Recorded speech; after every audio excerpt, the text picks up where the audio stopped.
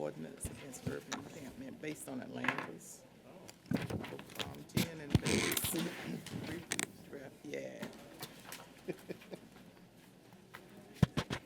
Oh my gosh, it's 2:00. Testing one, two. Traffic confirmation. This is the workshop. Do we have the?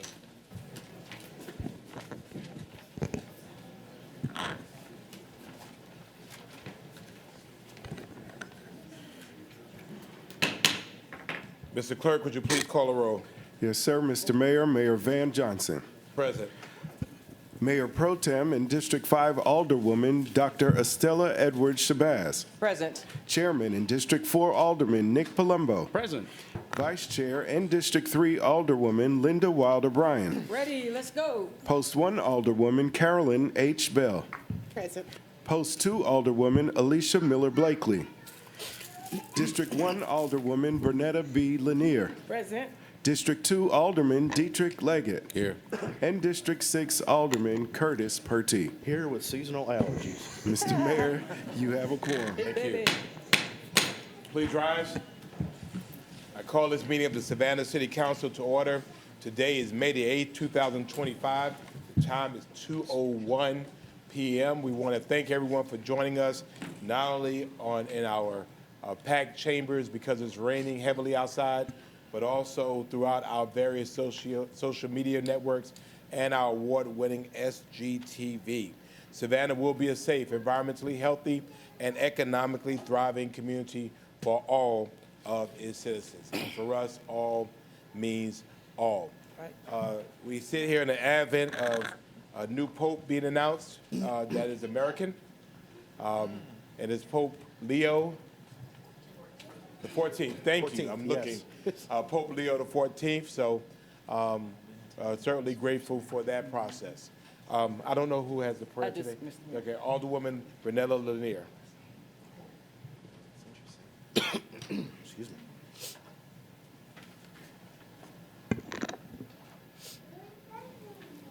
Thank you so much. Good afternoon, everyone. I'm going to need some help, Bishop. But I would like to say good afternoon, and I want to praise the Lord. I want to ask the Lord to join us in this place. I want to invite the Holy Spirit. I'd like to invite the spirit of the ancestors. It is so wonderful that we could praise the Lord and lift him up on a great day. And I would like to share with you the 100th Psalm because I'm so grateful. And the 100th Psalm says, "Make a joyful noise unto the Lord, all ye lands.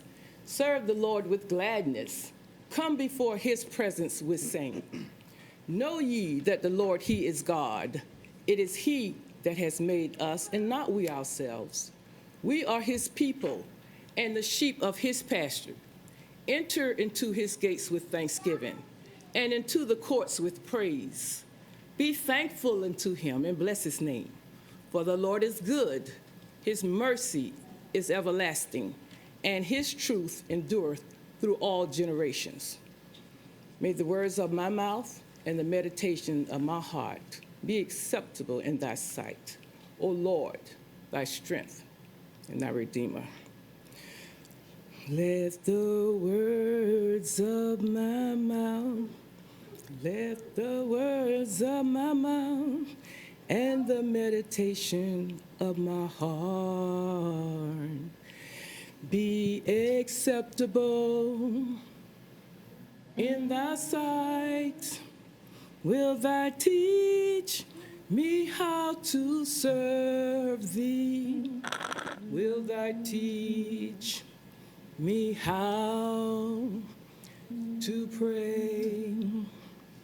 Our Father who art in heaven, hallowed be thy name.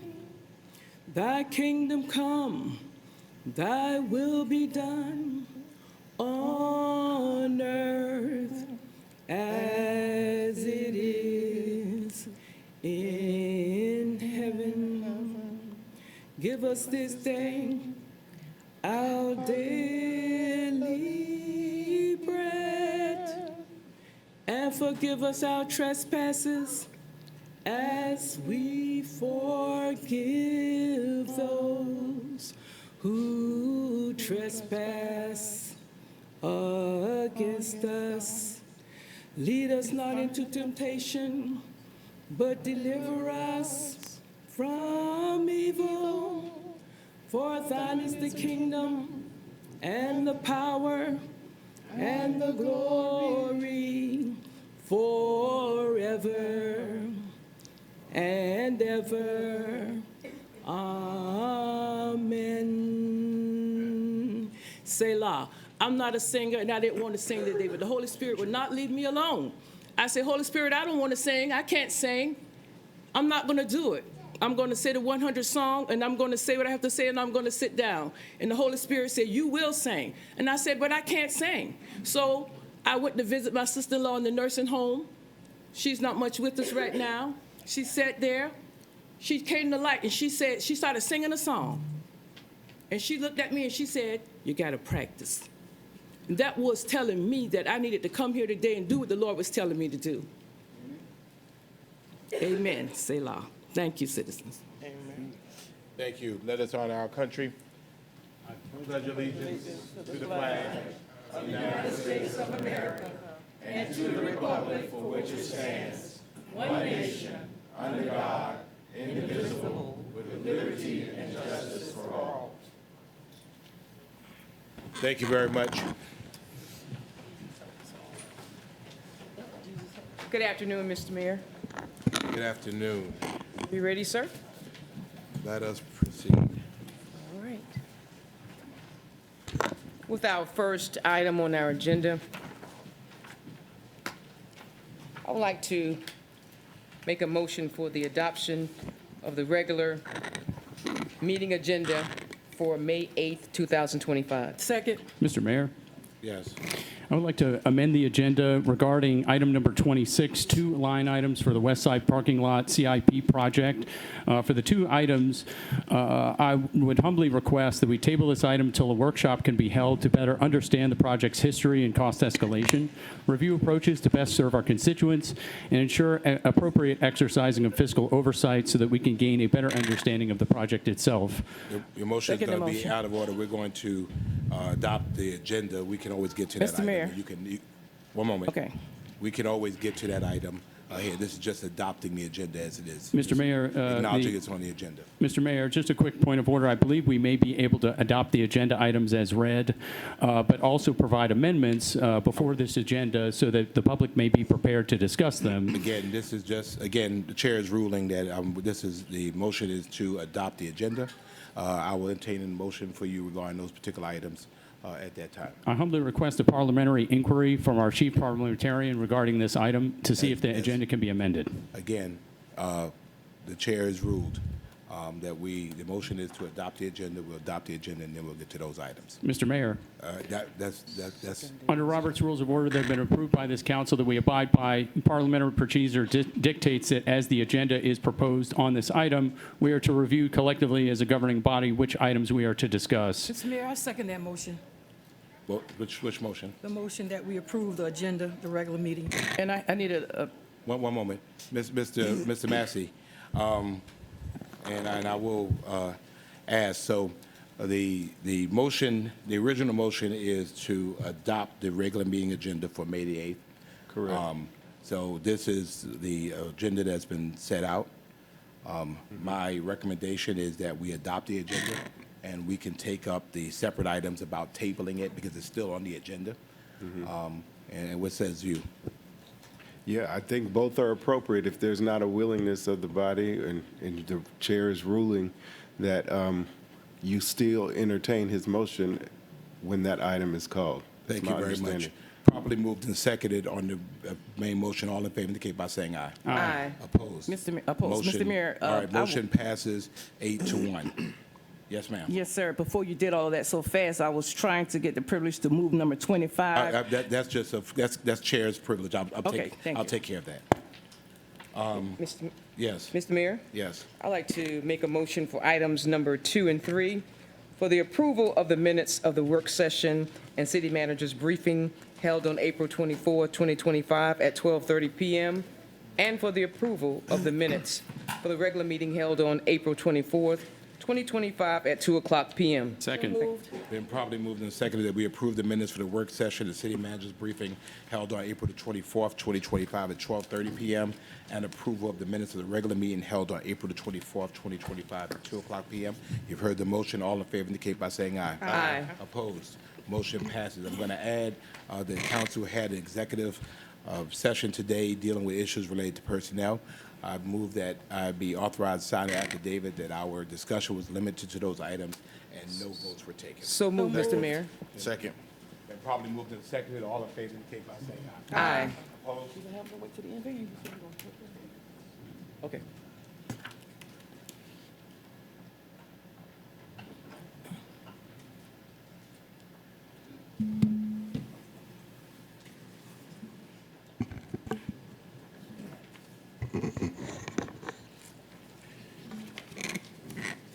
It's my pleasure to present a proclamation declaring May 2025 as Lupus Awareness Month, and May 10th is World Lupus Day.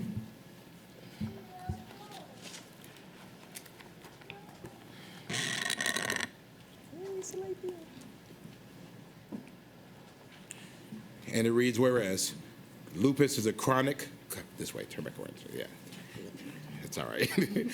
A chronic, complex, and often disabling autoimmune disease that affects millions of people worldwide, including many individuals in Savannah, Georgia. Whereas lupus can cause inflammation and damage to various parts of the body, including the skin, joints, heart, lungs, kidney, brain, and other vital organs, and no two cases of lupus are alike.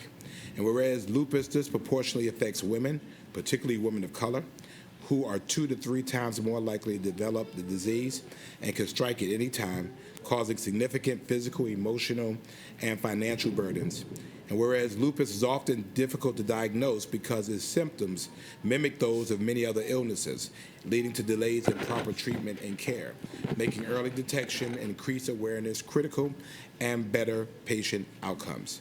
The need for more research, education, and community support is essential to improving the lives of those affected by lupus and to ultimately find a cure for this debilitating disease. And whereas the Deloach Lupus Foundation, Savannah, Georgia Incorporated, is dedicated to raising awareness, providing resources to active participants, and advocating for lupus warriors in our community, offering support and encouragement to those living with the disease. And whereas May is recognized nationally as Lupus Awareness Month, a time to educate the public, support those affected, and encourage further research efforts toward improved treatments and a cure. And whereas the City of Savannah joins these organizations, healthcare providers, and advocates to increase awareness and understanding of lupus and to support those affected by the disease. Now, therefore, I, Van R. Johnson II, Mayor of the City of Savannah, do hereby proclaim May 2025 as Lupus Awareness Month, and May 10th is World Lupus Day in the City of Savannah, Georgia, and encourage all citizens to learn more about lupus, support those living with the disease, and promote ongoing research efforts for a future free of lupus. And whereas I've set my hand and caused the seal of the City of Savannah to be affixed. Thank you. Appreciate it. Thank you. Thank you, sir. You want to say something? No, you got to say something. You have to take it and walk away. Good afternoon, everyone. My name is Salathiel Deloach, and I am the founder of the Deloach Lupus Foundation. In addition to being the founder of the Deloach Lupus Foundation, I am a 23-year survivor of lupus. Wow. I started the nonprofit. Thank you. I started the nonprofit first and foremost because of my very own journey. I couldn't find resources. I couldn't find other people that were dealing with the disease. And most importantly, I couldn't find, we didn't have any resources here. So as I started the organization, I did research. And doing that research, I learned that in all of the cities here in Savannah, Richmond Hill, Pooler, all of our surrounding cities, none of the warriors are being counted.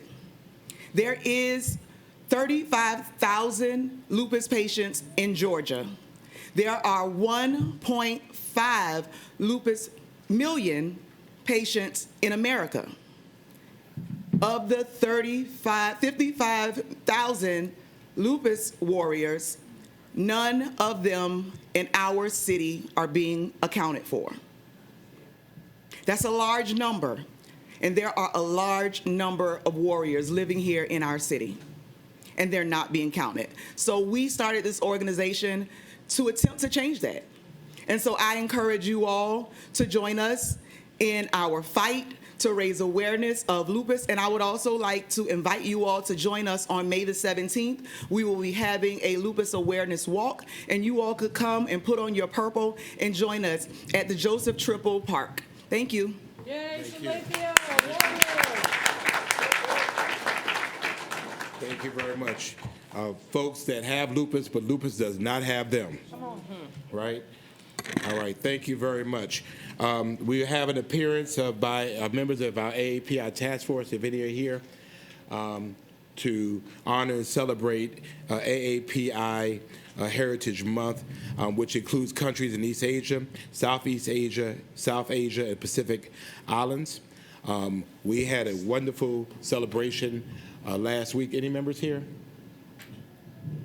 Okay, but we thank them for the work that they do, and we thank them to our contributions in our community.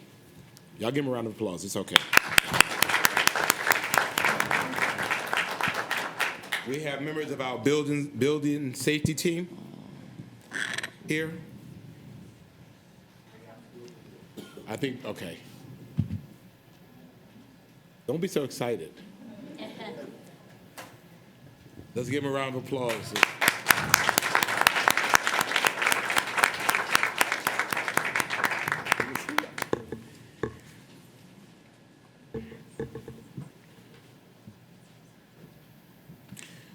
Whereas the City of Savannah is committed to recognizing that our growth and strength depends on the safety and essential role our homes, buildings, and infrastructure play both in everyday life and when disasters strike. And whereas our confidence is in the resilience of these buildings that make up our community is achieved through the devotion of vigilant guardians, building safety and fire prevention professionals, architects, engineers, builders, tradespeople, design professionals, laborers, plumbers, and others in the construction industry who work year-round to ensure the safe construction of buildings. Whereas these guardians are dedicated members of the International Code Council, a nonprofit that brings together local, state, territorial, tribal, and federal officials who are experts in the built environment to create and implement the highest quality codes and standards to protect us in the buildings where we live, learn, work, and play. And whereas these modern building codes and standards includes safeguards to protect the public from hazards such as hurricanes, snowstorms, tornadoes, wildlands, fires, floods, and earthquakes. And whereas the Building Safety Month is sponsored by International Code Council to remind the public about the critical role of our community's largely unknown protectors of public safety, our code officials, who assure us of safe, sustainable, and affordable buildings that are essential to our prosperity. And whereas Game On is the theme for Building Safety Month 2025 and encourages us all to get more involved and raise awareness about building safety on a personal, local, and global scale. And whereas each month in the observance of Building Safety Month, people from all over the world are asked to consider the commitment to improve building safety, resilience, and economic investment at home and in the community, and to acknowledge the essential service provided to all of us by local, state, tribal, territorial, and federal building safety and fire prevention departments in protecting lives and property. Now, therefore, I, Van R. Johnson II, Mayor of the City of Savannah, do hereby proclaim the month of May 2025 as Building Safety Month in the City of Savannah.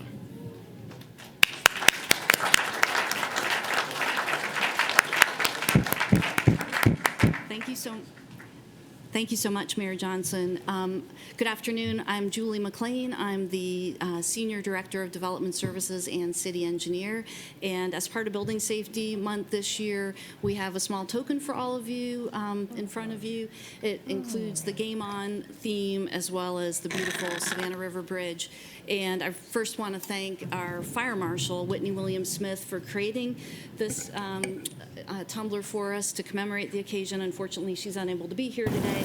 I also want to thank Mike Rose for the unique gift bags that he created using construction safety fence. So the bridge is more than just a beautiful landmark in our community. It also really symbolizes the heart of our work. First, it reflects our mission, which is to ensure that everything being built in Savannah is safe and resilient. Second, it represents the team. Just like the bridge relies on every cable and beam working together, we rely on every member of our team to make sure that we can achieve our mission. And finally, I think it symbolizes our role in the community. We help our customers navigate the complex journey from the concept of a project through construction to make sure at every step along the way that it's complying with safety codes and will be safe to occupy.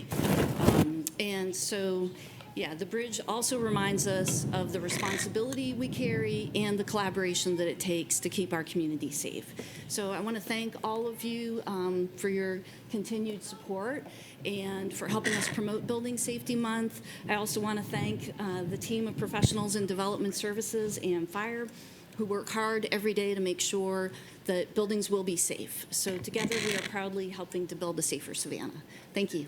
Thank you. Names of departments. And how long you been with us? Jen Roach, I've been with the city. Ooh. 2 years today, Deputy City Engineer. Do we have a building engineer in here? Name's Chris Harrington. I'm plumbing inspector. Been with the city 7 years. All right. Hello, my name is Takiria Ford. I'm a permit technician, and I've been with the city for a year.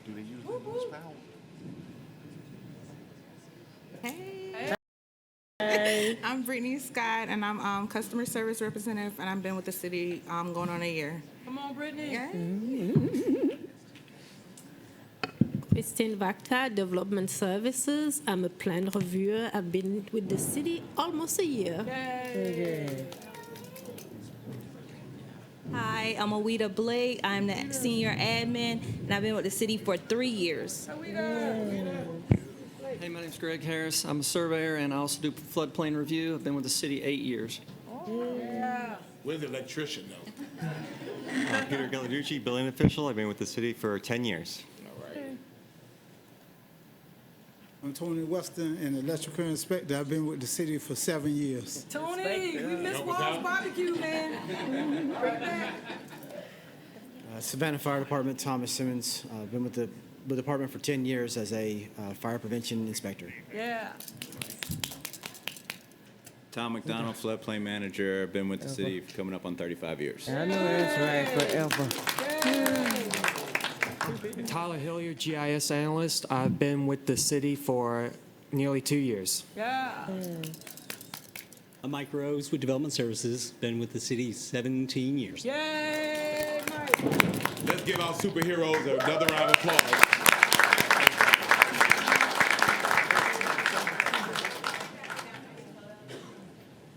They want y'all to come around, come in.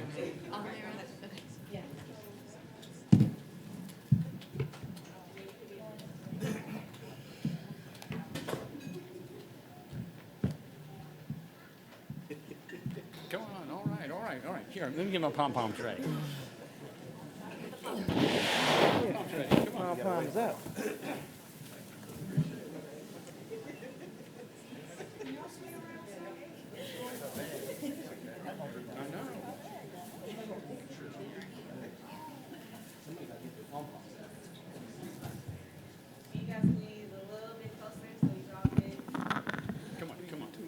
I'm trying to find a spot. There we go. There we go. Okay, look at her camera first. 1, 2, 3. Okay, and look at my camera, please. 1, 2, 3. Stay there. One more, please.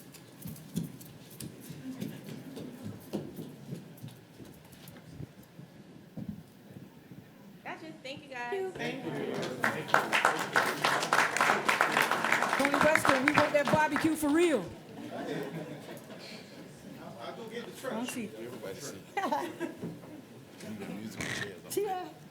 Thank you very much, and we appreciate all you do. Go ahead and bring the whole gang in, Ron. I think there's some water professionals in the house.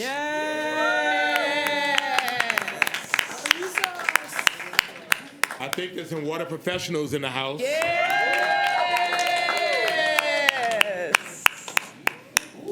I think all the water professionals are in the house. So, who's minding the water? Oh my goodness. Y'all still coming? Yeah. Water matters. Oh my goodness. Oh my goodness. All right. Wow. Who answering the phones? They're automatic. They're doing it all. Do it all. All right, whereas water is our most valuable natural resource. Yes. And whereas drinking water serves a vital role in daily life, serving an essential purpose to health, hydration, and hygiene needs for the quality of life our citizens enjoy. And whereas tap water delivers public health protection, fire protection, support for our economy, and quality of life that we enjoy. And whereas the hard work performed by the entire Water Resources Service Center, plus the water professionals in meter reading and utility billing, yay? Yay. Designing capital projects and operators ensuring the safety and quality of drinking water, or a member of the pipe crew maintaining the infrastructure communities rely on to transport high-quality drinking water from its source to consumers' taps, and to make sure that meters are properly and accurately read and bills are executed properly. And whereas the coronavirus pandemic and other natural and weather emergencies continue to shine a light on the importance of drinking water for health, hydration, and hygiene needs, and all water resources as critical to the well-being of all of our city citizens. And whereas we are all stewards of water infrastructure upon which current and future generations depend, and whereas the citizens of our city are called upon to help protect our source water from pollution, practice water conservation, and get involved with their water by familiarizing themselves with it. Now, therefore, I, Van R. Johnson, II, Mayor of the City of Savannah, do hereby proclaim May the 8th as City of Savannah Water Professionals Appreciation Day.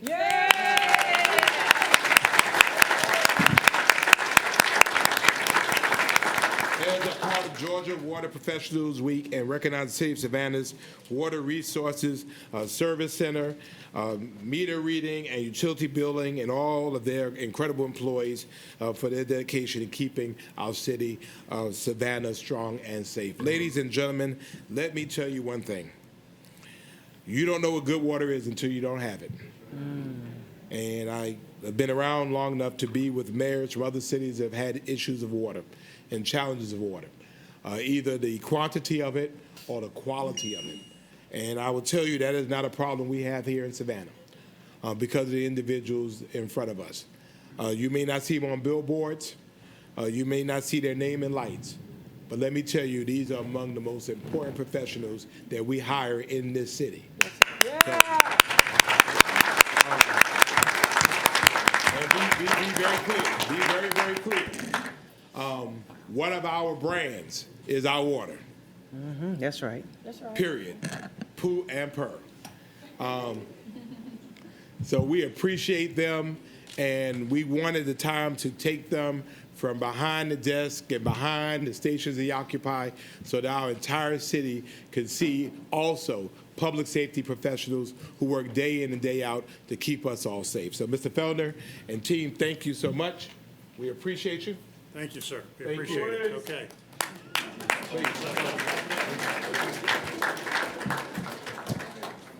Thank you, Mayor, and to all the alderpersons here. I've got something that came out the other day from the Georgia Association of Water Professionals I'd like to share with this group, kind of as a thank you.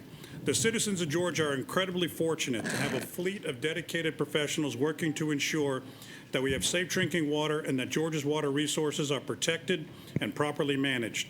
Because of our water professionals, all of us have a reliable source of clean, safe water.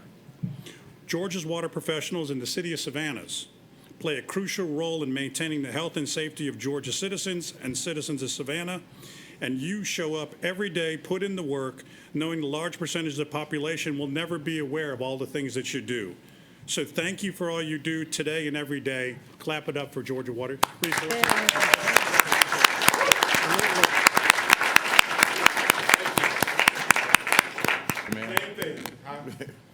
Well, I just had a comment. All right, go ahead. Well, I just wanted to publicly tell you guys thank you, because during the storm, during the snowstorm, you know, everybody else was going home and doing whatever. Those guys, the pipe guys, were out there in the snow while it was cold, digging their hands in the water just to fix the residents' pipes. And it was not just one area, but multiple areas as we ride around the city and rode the city during that snowstorm. So I wanted to publicly give you guys your kudos, because I've never seen anything like that. You were very knowledgeable of what you were doing. You knew how to get to it. You fixed it in a timely manner. So the residents of Warburg Street, Bolton Street, in that area, they give you nothing but their praise and everything. And they were looking for you guys to be able to give you your praise. But on today, we want to make sure that you guys know how valuable you are to this community, and what you have done goes high, far, and beyond what we've been asking for our public to do, and you've done it. So thank you. Ms. Mayor.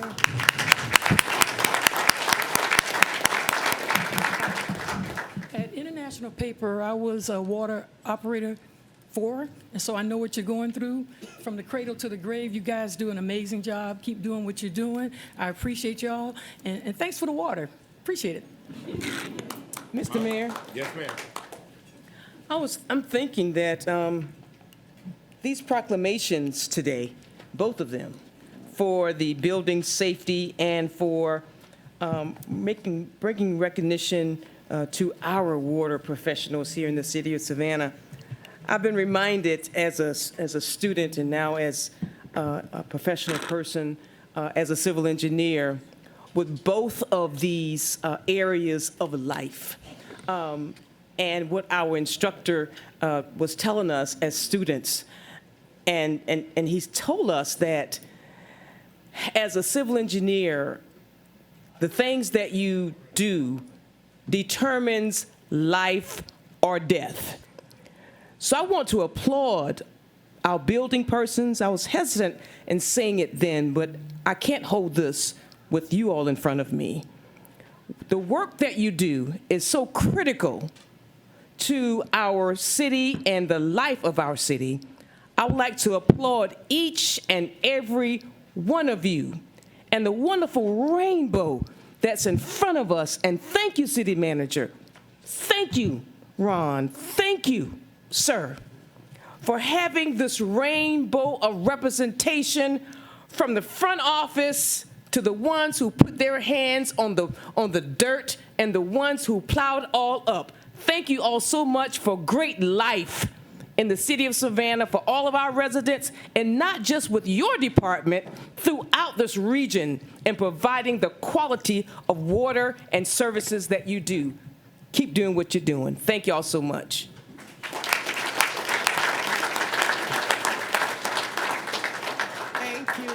Thank you for all that you do.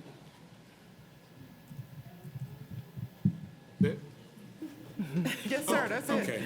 Ms. Manager, you want to say something? I was going to help direct them into the thing. Oh, well, let's get some names first. You get your name, then go on in. So name and how long, what you do, and how long you've been doing it. Okay. Hi, my name is Tori Thomas, and what I do is work in utility billing. I help with the leak adjustments, I help with bill copies, and from time to time I help my unit as well to stay ahead and provide for the city. I've been here for about 4 years, or will be 4 years in August, and that's pretty much it. Thank you. Tori. How long you been with the city? About 4 years. Yes, sir. Well, name, position, and how long you been with the city. Okay. Hi, my name is Anteria Brown. I'm the utility service billing supervisor, and I've been with the city for 2 years. All right. Whoop, whoop. How many? 14? Hi, I'm Ashley Reddix, and I'm the Utility Services Manager, and I have been with the city for 4 years. Yes. My name is Roger Crumbly Jr. I work in the maintenance department. I'm a maintenance worker, and I've been working for 3 months. Yay! Very good. Yes. Welcome. Yes. Hi, my name is Kate Wheeler. I'm a GIS analyst for Water Resources Planning and Engineering. I've been here for 2 years. Yay! Hello, my name is Tylese Swinton Tribble, and I am the Utility Services Customer Service Supervisor. I'll be with the city 3 years next month. All right. Hi, my name is Jaleesa Navarro. I'm with Water Utility Services, and I've been with the city for like 9 months. My name is Lorenzo Barr, been with Utility Services for 10 years. Lorenzo! Y'all go all the way around? My name is Nate Steplight, All the way around to the Water top. Supervisor. I've been here for 11 years. Come on, Step Light. Hey, I'm Dean Joyner, Acting Director for Water Distribution. Been here almost 13 years now. Yeah, tall. All right, my name is Terry Dukes. Yeah. I'm with Water Come on. Distribution. I've been around for about 24 years. Come on, yeah! My name is Anthony Cannon. I'm working with Water Distribution. I've been here 2 years. Appreciate you. Yes. My name is Tyrone Smith, Water Distribution. Been here for a month and a half now. All right, welcome. New blood, new blood. Hello, my name is Shanera Young. I'm with the Sewer Conveyance Department. I've been with the city for 5 years. All right. Yes. Good person. Hello, my name is Jamila Looper. I am with Sewer Conveyance. I've been with the city for 2 years, supply clerk. All right. Jim Miller. I'm David Hemphill, the Director of Sewer Conveyance. I've been here 31 years. All right. Good afternoon. Name is Brian Shaw. I've been with the city for 19 years. I am the Director of Water Supply and Treatment. Brian Shaw now. Hello, I'm Stephanie Takanaka. I've been with the city for 13 years, and I'm the contract coordinator for Water Resources. Good afternoon, Jason Crumley. Been with the city 17 years, Senior Director of Water Reclamation. Hey, good afternoon, Anthony Casson, Water Resource Administrator. I've been with the city for 13 years. Hi, I'm Brian Arrett. I work in planning and engineering. I've been with the city for 13 years. Hello, I'm Josh Hosking, Maintenance Superintendent at I&D Water Filtration Plant. Been here 5 years. Come on. Yeah. Roland Avey, been here 10 years, Interim Superintendent, Water Supply Treatment. Come on, Roland. My name's Ryan Hennessy. I'm the Operations Supervisor at Water Supply and Treatment. I'll be 5 years in October. Hello, my name's Anna Burke. I'm in Water Supply and Treatment at the I&D facility. I'm also a senior civil engineer, and I've been here almost 6 months. And Zach Hoffman, Senior Director of Stormwater Management. I've been here 13 What years. you say? What you say? Madam Engineer, yes. Eddie Klein, Immediately Supervisor for Utility Service Department. I've been in the city for 21 years. Come on, yes. My name is Nick Alfini. I'm a Senior Civil Engineer in Planning and Engineering for about 4 years. I'm Jim Laplander. I'm the Senior Director for Water Resources Planning and Engineering. I've been here for 30 years. My name is Vincent. I'm engineer tech. I've been in the city 25 years. Hi, I'm Robert Boyce. I'm the Utility Services Director, and I've been here for about 13 years. My name is An Vu. I'm the Environmental Regulatory Compliance Coordinator for Stormwater. This is my 2nd year. Hello, everyone. My name is Aja Jackson. I am the Division Director for Stormwater Operations and Maintenance, and I've been with the city for 10 months. Tennessee. Hi, I'm Daryl Kershaw. I'm with Stormwater. I've been with the city for 20 years. My name is Raynard Richardson, a year and 5 months with the Water Department meter reader. Who are you? I'm Ron Feldner, Chief of Water Resources, and an absolute honor to serve with these folks and lead these folks every day. Thank you so much for that opportunity, and I will be here 3 years in July. All right. All right.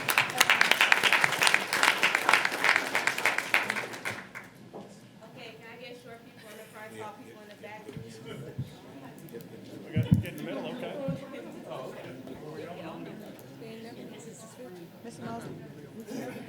Y'all swing it around and close out, please. We just present back here.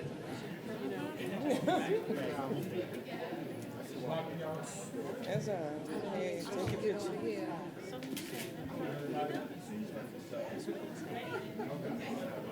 Okay, ready? Look at her phone. 1, 2, 3. Never heard about water. 1, 2, 3. Water! Woohoo! 1, 2, 3. Water! Thank you.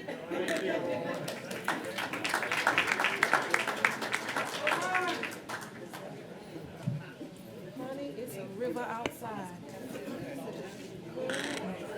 Go, Brandon! How you doing? Good to see you. Thank you. All right.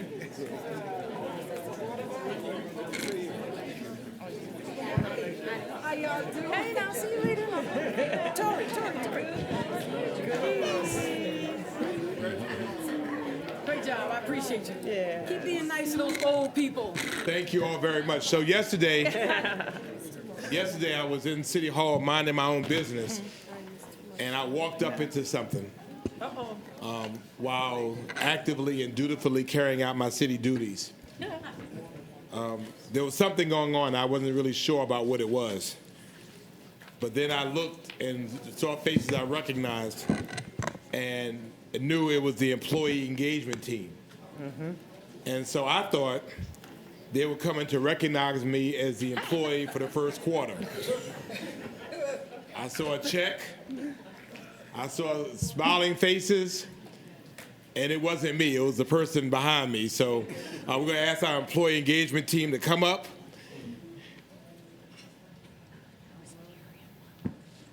Mr. Manager? Yes, sir. I was really disappointed about that, just so that you know. I saw the big check, I thought we were good to go. Okay, we might be a short group today. Hello, everyone. How are you all doing? Bye. So before I get into the how and the why about this program, I really want to take a second to introduce myself. My name is Christina Chandler, Christy with a K from Kansas, and I am the chair of the employee engagement team. And Mr. Mayor is always going to remember my name from here on out. So first, though, I really want to take a chance to give some love and some shout out to the employee engagement team. Seriously, without them and our subcommittee, collecting the scores, getting the word out about this program, it wouldn't be happening. So I really just want to say I appreciate y'all. I'm very grateful for y'all, and this is again on top of their everyday. So why we do this? Here at the City of Savannah, we know that happy employees drives powerful results. When you feel valued, when you feel seen, and you feel supported, we are directly affected not only in our departments, but by our entire community as well. So the Employee of the Quarter program was created to spotlight those who go above and beyond, not just in performance, but in passion, creativity, and the positive energy that they bring to the city. From boosting team morale to elevating public service, these honorees make Savannah proud, and we want to give them the appropriate recognition for their elite job performance. So a little bit about how the program works. So each quarter, one rock star from every service center is honored as Employee of the Quarter, and if you're chosen, you receive a $1,000 cash reward, 24 hours of incentive leave, a framed certificate, recognition here, as well as a posting on our social media website.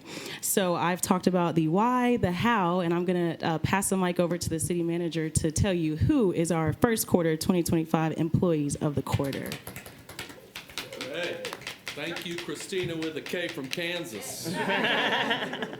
Well, just want to echo the employee engagement team. This was a wonderful team that helps boost morale and keep our positivity high all throughout Team Savannah. And this is not anything that I direct or choose or have anything to do with. I just give them the resources, and they go and they're honoring their colleagues and their coworkers. And I think that it's really amazing the job that they've done, the creativity they have, and the earnestness to which they go about honoring our best and brightest and those that do a great job out there. And they have a lot of fun surprising all of these employees of the quarter on their job site. So without further ado, let's get them announced. Drum roll. Your employee of the quarter for the first quarter 2025 are for Community Services, Adriana Cornelius, Grant Analyst.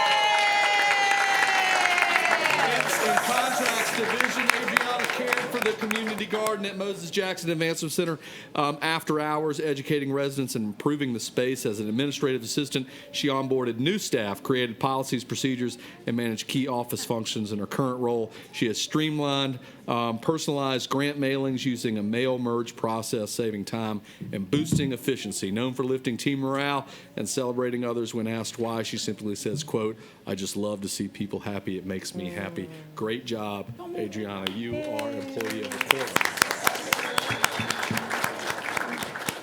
In government operations, Anthony A.J. Johnson, refuse truck operator from the Residential Refuse Division. Great job, AJ's coming up. AJ has consistently gone above and beyond, pulling bins for residents, calling ahead to ensure carts are out. Hear me out. Calling residents ahead to make sure that carts are out and supporting other divisions when needed. He proactively assists with washing refuse trucks daily to reduce the impact of stormwater contamination and improve maintenance outcomes. Loved by the community. He receives frequent compliments from residents for his kindness and professionalism. One resident shared, quote, "He went above and beyond to help us outside of a regular service day. He was on time, professional, and sincerely kind, especially on a narrow street that's tough to navigate." And that's why you, AJ, are employee of the quarter.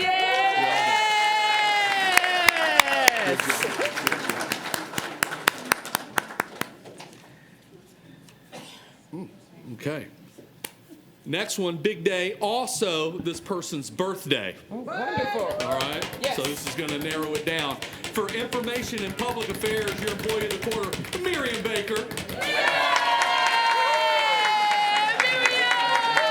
Executive Assistant in the Information and Public Affairs Office, Miriam regularly volunteers at city events, leading local events outside her department scope. Miriam voluntarily chairs the mayor's OLA committee and is often called on Spanish-speaking residents, supporting communication through 311 and beyond. She is respected for her cultural awareness, professionalism, calm demeanor, and consistent team-first approach to service, making her a go-to for collaboration across departments, that to which I can attest. And that's why you, Miriam, are employee of the quarter.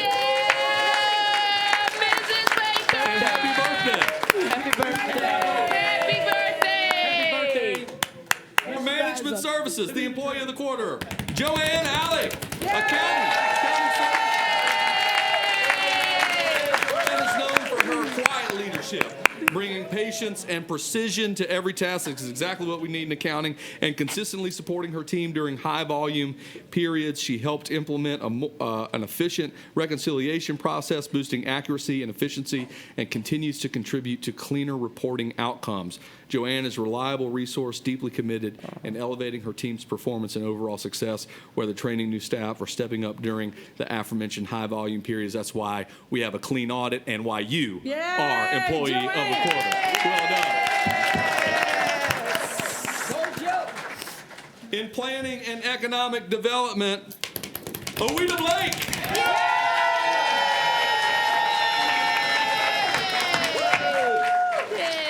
Up here twice today, Owita is known for her warm, friendly energy and excellent customer service, often going the extra mile to brighten, uplift the mood of everyone around her. She completed city leadership training, building skills in budgeting, public speaking, and interdepartmental networking. As a member of the employee engagement team herself, she uplifts employee voices and helps foster a positive work culture. And of course, Owita, that's why you are employee of the quarter.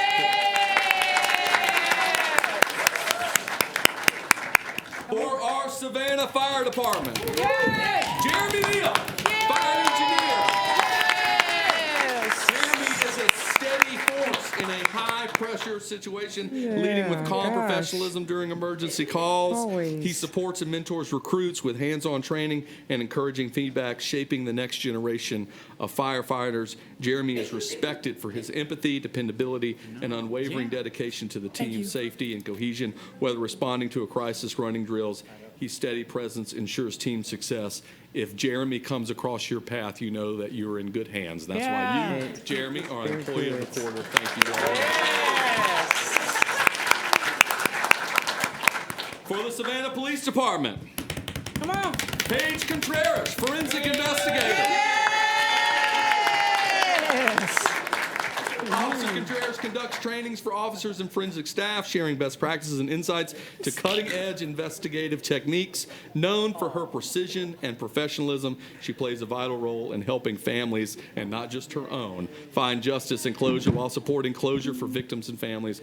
Officer Contreras' integrity and technical expertise additionally ensures accountability to continue to elevate the city's forensic investigations, and that's why you are employee of the quarter, not to be outshone. Congratulations. And finally, but certainly not least, in water resources, Joshua Hosking, lead maintenance coordinator. Joshua replaced outdated analyzers and redesigned hydraulic valve systems to improve safety and efficiency. He's known for innovation, creativity, and leadership in modernizing water infrastructure across the division. Josh's commitment to operational excellence directly impacts service quality for Savannah's residents, and that's why you, Joshua, are employee of the quarter. Well done. Congratulations. Council, thank you. Please, another warm congratulations to our employees of the quarter.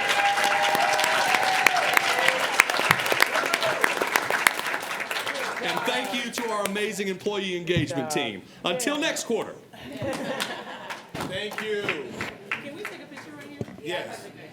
Rain outside. Come on, let's take a picture. Christina with a cake. Close up. Come on in there, girl. Good job. Congratulations. Yeah.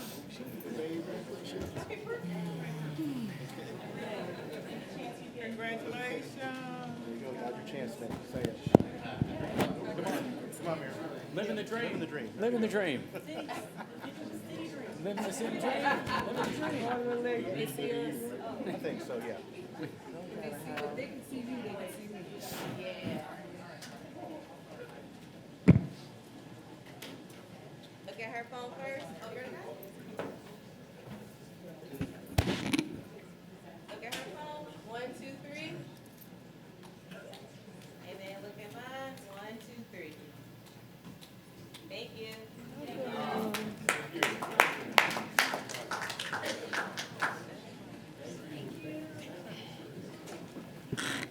Go Jeff Grant.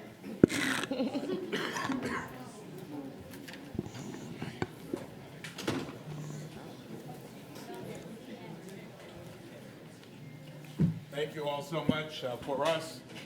I know some folks will sometimes take some issue of the time that we take, but it's a poor frog that doesn't praise his own pond. That's right. And so we want to make sure that every day we're lifting up the work and service of those who are doing the work. And so you see us on TV, but we're not doing the work. And so thank you, Ms. City Manager, and to Team Savannah for helping us to do that.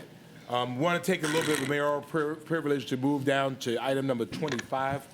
Was glad to support this street renaming for Essex Avenue between 2nd Street and Colbert Street to Annie B. Graham Street in Automatic District 1.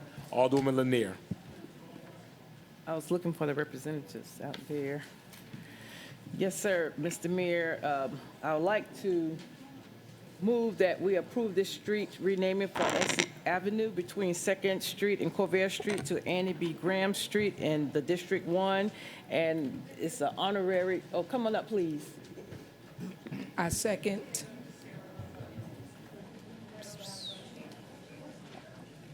Been properly moved and seconded. All in favor indicate by saying aye. Aye. Opposed? Motion passes. Hello, We have Luau Arbor, if you want to say something, please. This is a big honor. Alderwoman Lanier. Yes, it is. First of all, we would like to thank the Savannah City Council, you, Mayor Johnson, Alicia Brakely, and all the city council members for this great honor to honor our grandmother, and we really appreciate it. So for that, we just give you praise and honor. Thank you so much, so very much. Love her. Thank you. Yes, and this year she would have been celebrating her 100th birthday. Wow. She would have been 100 years old. She passed away at 97, so it's an honor. 98 years old, and it's an honor for us to be able to rename that street after her. She has donated her entire life to serving others in that community. She absolutely has. She's a legend in Tremont Park. Pastor, you want to say anything? You know, I had to say something. First of all, I give honor to God, first of all, and to each and every one of you.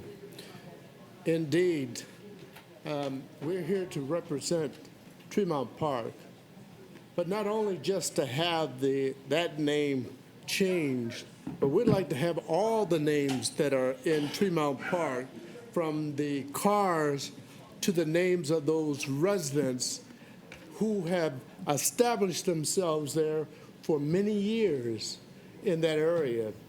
We'd like to have those names changed also, but today we were working on one. Right. We start right. We end it right. With one. That's right. Good afternoon. My name is Lenora Axon. I'm number 12 for Miss Annie Bear Graham Daughters. And it's a pleasure for us to see my mom named a place on the street.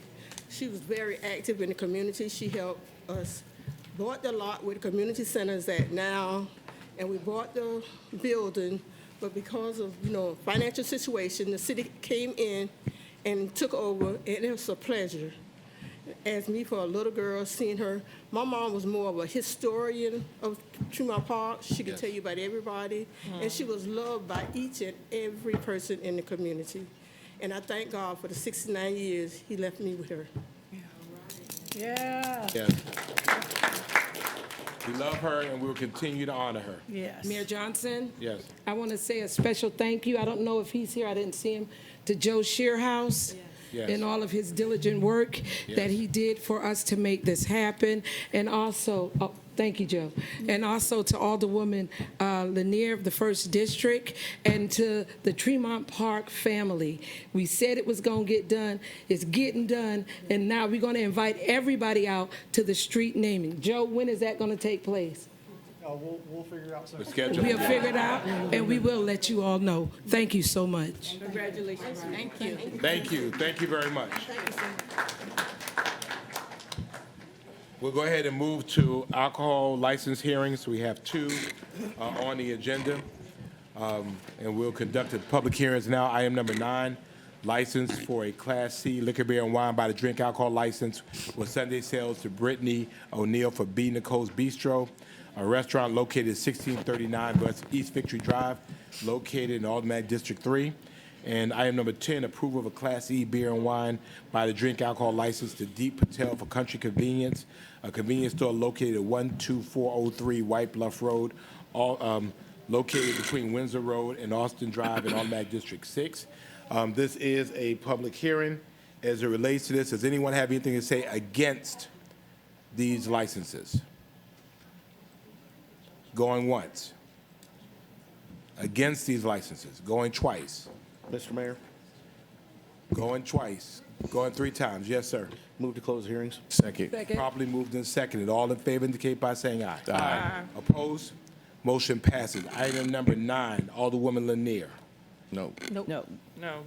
Wilder Bryant. I'm sorry. Wilder Bryant. Alderwoman Wilder Bryan. I'm sorry. I'm looking. Alderwoman Wilder Bryan. My bad. Mr. Mayor, I'd just like to say one thing. A couple of things. I serve at the pleasure of a wonderful citizens of the mighty 3rd District, where all the people have entrusted me as your district council member to carry out my oath to protect, serve, and create a district as best I can. And I'm proud to say that this has been my battle cry for the people that live there, to give them what they want. 1639 Victory Drive is on a major arterial road, and Ms. O'Neill was given an opportunity after the first try for a beer and wine license. She refused, saying that members of this council told her that she should have everything. And I told her that if you didn't get the vote, you would have to come back for a year. That being said, her attorney of counsel said that she was ill-advised. And so I just want to say, I believe in second chances. And yes, you deserve, and everyone in the city should be given one to follow their dreams. This is a big accountability in serving this community, and one that should not be taken lightly. I offer you this opportunity, like the mayor says, to go and be great. It is my desire to do just that. So what you do with this opportunity is you and yours alone. Stop putting people in your business. Your attorney said that you were ill-advised. I appreciate this opportunity to protect, serve, and provide all the things that this city has to offer you. And as the newest business owner in the mighty 3rd District, I make a motion that we approve a Class C liquor, beer, and wine by the drink alcohol license with Sunday sales to Brittany O'Neill for B. Nicole. Second. Go and be great. Handle your business. I want to offer a substitute motion. Approval that the issuance of the license is contingent upon dismissal of the lawsuit against the city. Oh, we got a lawsuit? Oh. So, I mean, will you accept that? Yes, sir. Will the second to accept that? Second. All right. Second. All right. Been probably moved and seconded that we approve the license contingent upon dismissal of the lawsuit against the city of Savannah. All in favor indicate by saying aye. Mayor Johnson, I have a question. Motion passes. Yes, ma'am. The question that I have is, if those individuals, the owners of B. Nicole, feel that they have been unjustly dealt with by the city, and they decided to bring forth a lawsuit, why are we making their license contingent on them dropping their lawsuit? Mr. Attorney? And it's already passed, by the way. So the answer to that question is it's at council's discretion. I spoke with their attorney earlier this week, and he agreed that if council issued this license, they would dismiss the lawsuit. Question. Does I'm not finished, hold 1 second. Is the owners in agreement with this? Are they here? Well, I think the issue is that the attorney is representing Yes. them, so Well, that is the representative. attorney here so I can hear whether or not Well, they are in agreement with this? Our attorney has told us that, so. So I haven't heard from the That is why business owner. you had a problem. I spoke with their attorney this week. That is not why they had problems. 1 second, ma'am, 1 second. Let's not do that. 1 second. We're gonna do that. 1 second. No, we're No, we're not. Thank you. Mr. Attorney. Yes, sir. I spoke with their attorney this week, Brent Savage. He is the law firm and representative of the law firm that filed the lawsuit on their behalf. I said, if hypothetically this council approves this business license, would they be willing to dismiss the lawsuit? And he said yes. Okay. So the cause of action has been removed. So the motion has passed, it's carried unanimously. Item number 10. I still had a question, Mr. Mayor. Sorry. Mr. Attorney, do we have a precedence for this? Has this ever happened before? Have we ever had, took away someone's right to sue based on? So this is I didn't mean to interrupt you, but I understand your question. I apologize. Thank you. So this is the only time that I know of that we have been sued for this particular circumstance. There's another lawsuit pending in the 3rd for a convenience store similarly situated. But the answer to your question is no, because it's never happened before. However, Mr. Attorney, there are, in your work, where there are cause of actions against the city in settlements, obviously, you agreed to release claims Yes, sir, now and future events. Every time. Right. So, I mean, that's a regular occurrence. Yes, sir. That's an irregular occurrence. Thank you. Motion passes. Item number 10. Mr. Mayor. Alderman Pertee. Move for the approval of a Class E alcohol license to Deep Patel for Country Convenience. Second. Probably moved and seconded. All in favor indicate by saying aye. Aye. Opposed? Motion passes. Y'all go forth and be good. Yes, yes. Under purchasing items. Number 14, please. One second. You say 14. So we're pulling number 14. Okay? If there are no more other items to be pulled under purchasing items, I would like to make a motion for the approval of items number 11 through 13 and 15 through 19. Second. Probably moved and seconded that we approve item number 11, execute a contract for design services for the new Floyd Adams Jr. Complex with Hussey Gate Bell in an amount not to exceed $3.2 million. Item number 12, authorize city manager execute contract modifications number 1 for landfilling and biosolids with waste management in an amount not to exceed $2.950,000. Item number 13, authorize city manager execute contract modification number 2 with Johnson Locks Local in the amount of $166,000.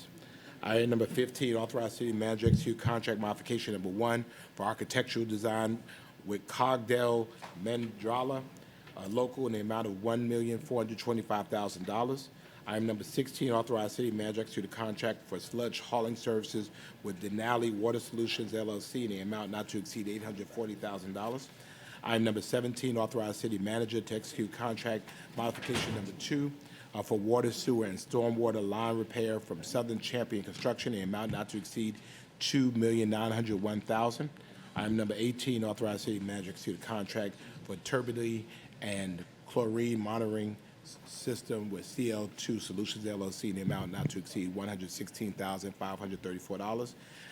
And item number 19, authorize city manager to execute a contract for network maintenance, equipment, and security with MGT Impact Solutions in the amount of $1,151,015. You heard the motion. All in favor indicate by saying aye. Aye. Opposed?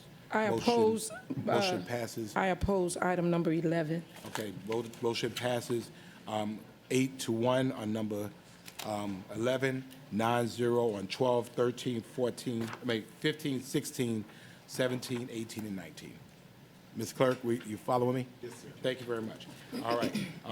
Item number 14, authorize city manager to execute a contract for the Thomas Gamble Building renovations with J.E. Construction Property, an amount not to exceed $23,489,566. This is a comprehensive renovation of the historic Thomas Gamble Building, construction 1877. Alderwoman Lanier. You said the Gamble bill?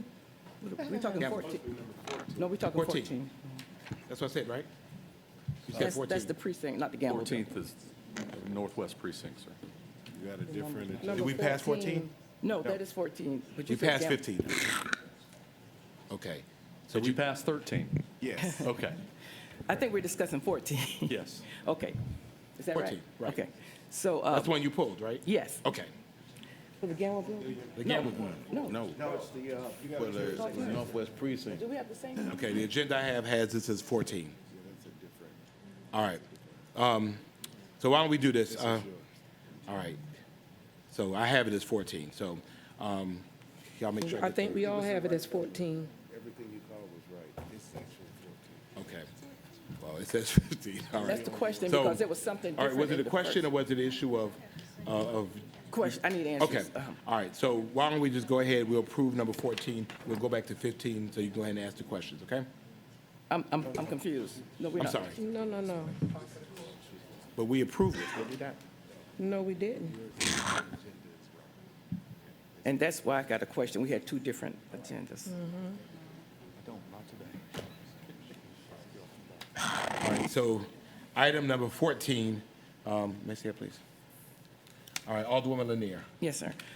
Mr. Manager, and that's why the confusion, because there were some different renderings of this measure right here. I think on your Tuesday night memo, and I read over it, and I was quite pleased to see you had made that adjustment, because in the media and what was announced earlier was that we were going to create the Northwest Precinct on Dooley Avenue.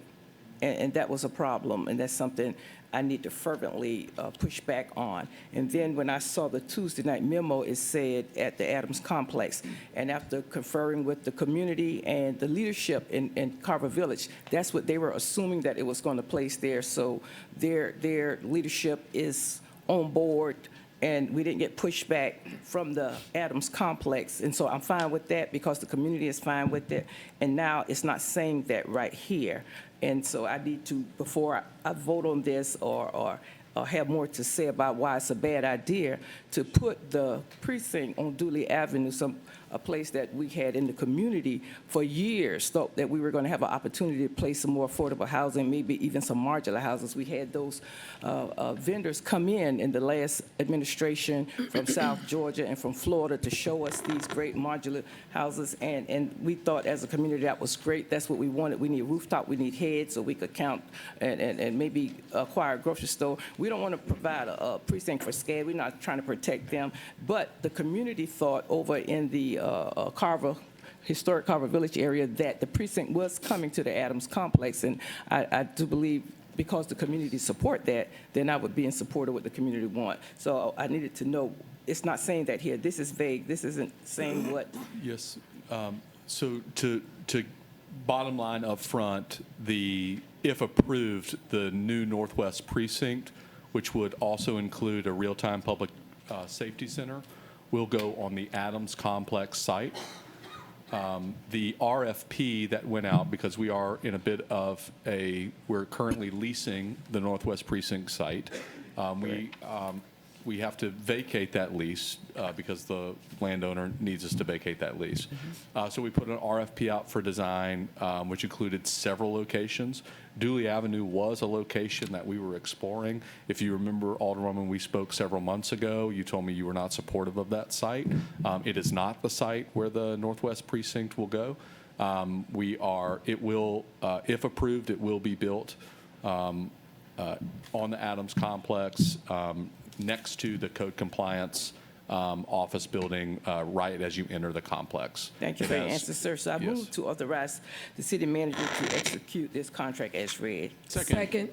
A problem with second. Mr. City Manager, let me make sure we're clear because I remembered you were looking at several sites in the proximity. The site that you're referring to, that was never decided on the site. That was just one of several sites that was being considered, correct? It was one of the sites being considered. Discussed the option with the Alderwoman. We had also continued to do due diligence around our 500-year floodplaining. Correct. And that site is not suitable, not because of the land that the building was on, but because of the driveway that have to get there would be in the 500-year floodplain. So we can't have a public safety building there anyway, but that's why we were looking at several sites. And I think that the Adams Complex was also one of our top sites that we were looking for because of its proximity to the interchange there and the quick, the ability to quickly mobilize out to the west side of the community where the Northwest Precinct also serves. Mr. I Mayor. think I was concerned only because I was hearing that we had decided that we hadn't decided anything. No, sir. I think you have the responsibility to do due diligence and consider several sites there. And we know that public safety buildings, particularly those dealing in law enforcement, have higher construction standards, and the land has to be a specific way for that. So that was never one of the sites.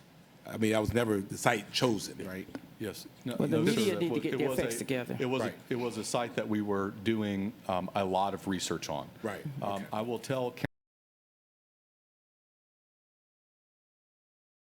of municipal land decisions that I'm asking the council to make, and appreciate the support.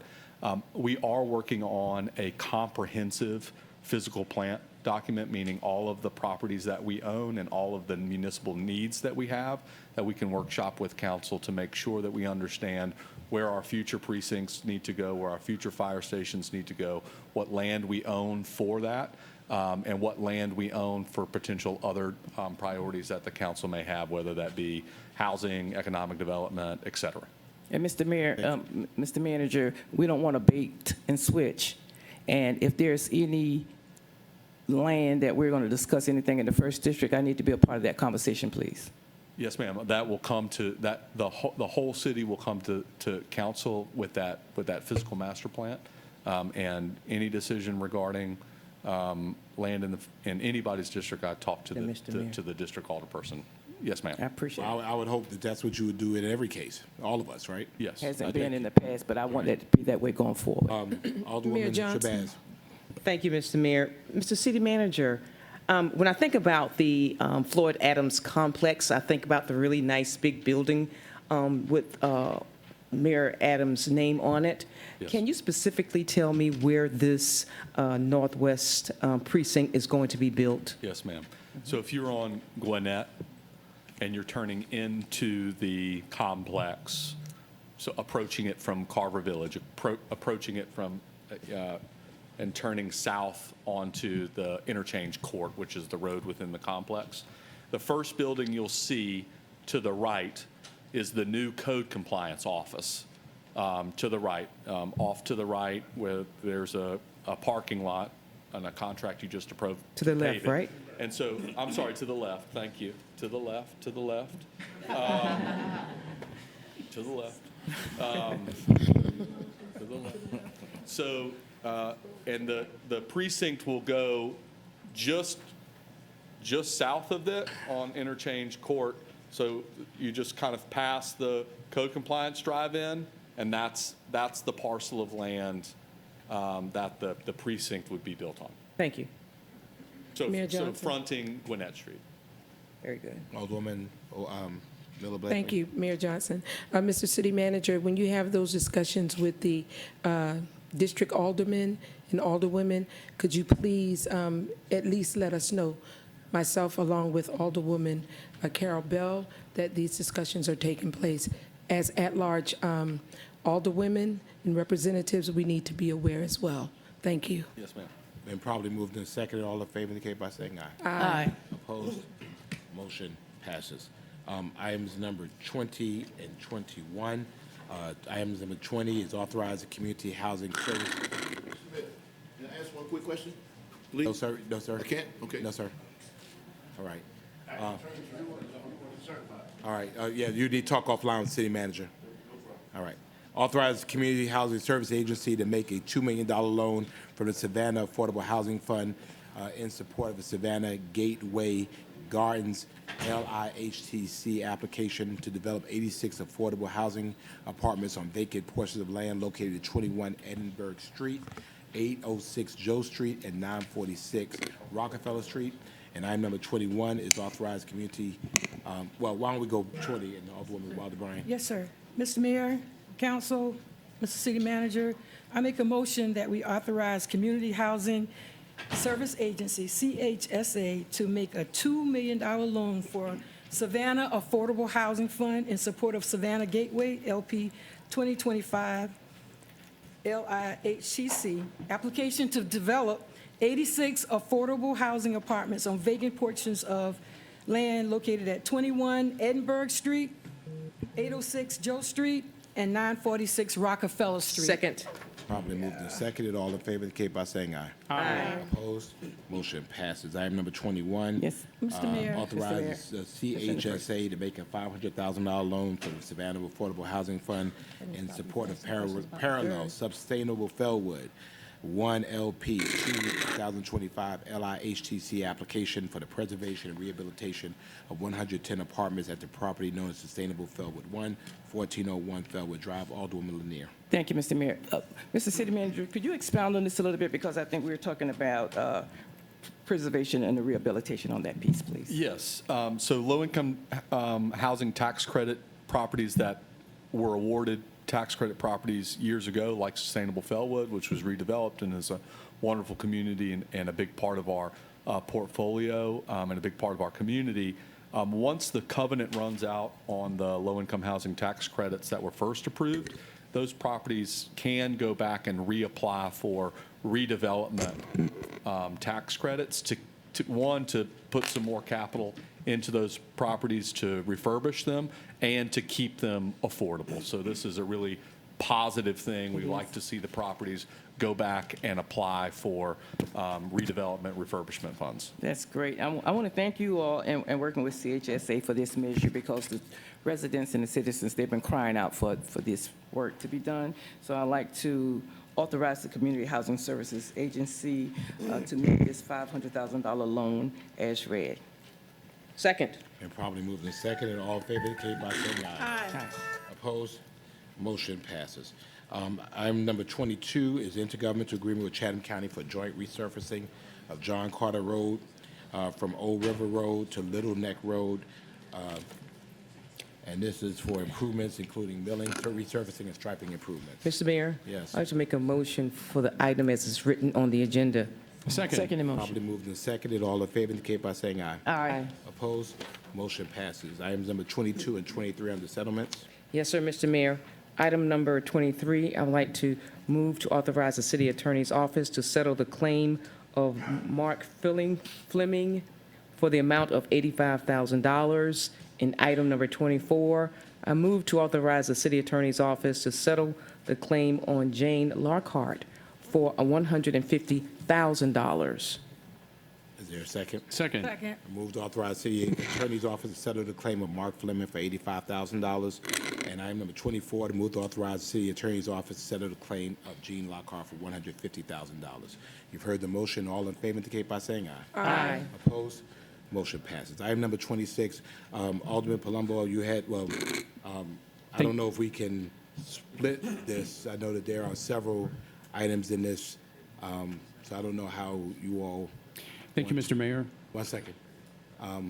How you want to address it? If we just address it together, or do we parse out the?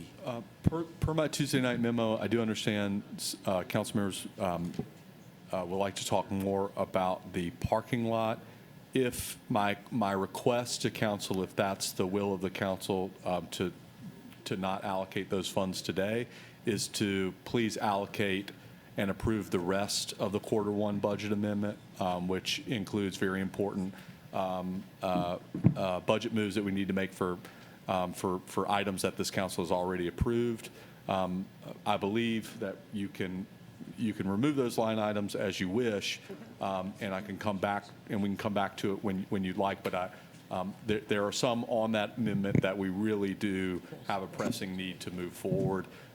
So I would humbly recommend to pass the rest of them. All right, understood. Mr. Manager, I don't have, how many are there? There are two budget move amendments related to the west side, what's called the west side parking lot, surface lot, Okay. which we commonly refer to as the arena parking lot. Okay. And those are found on the, this is the one without it, sorry. Those are found kind of on the bottom of the page.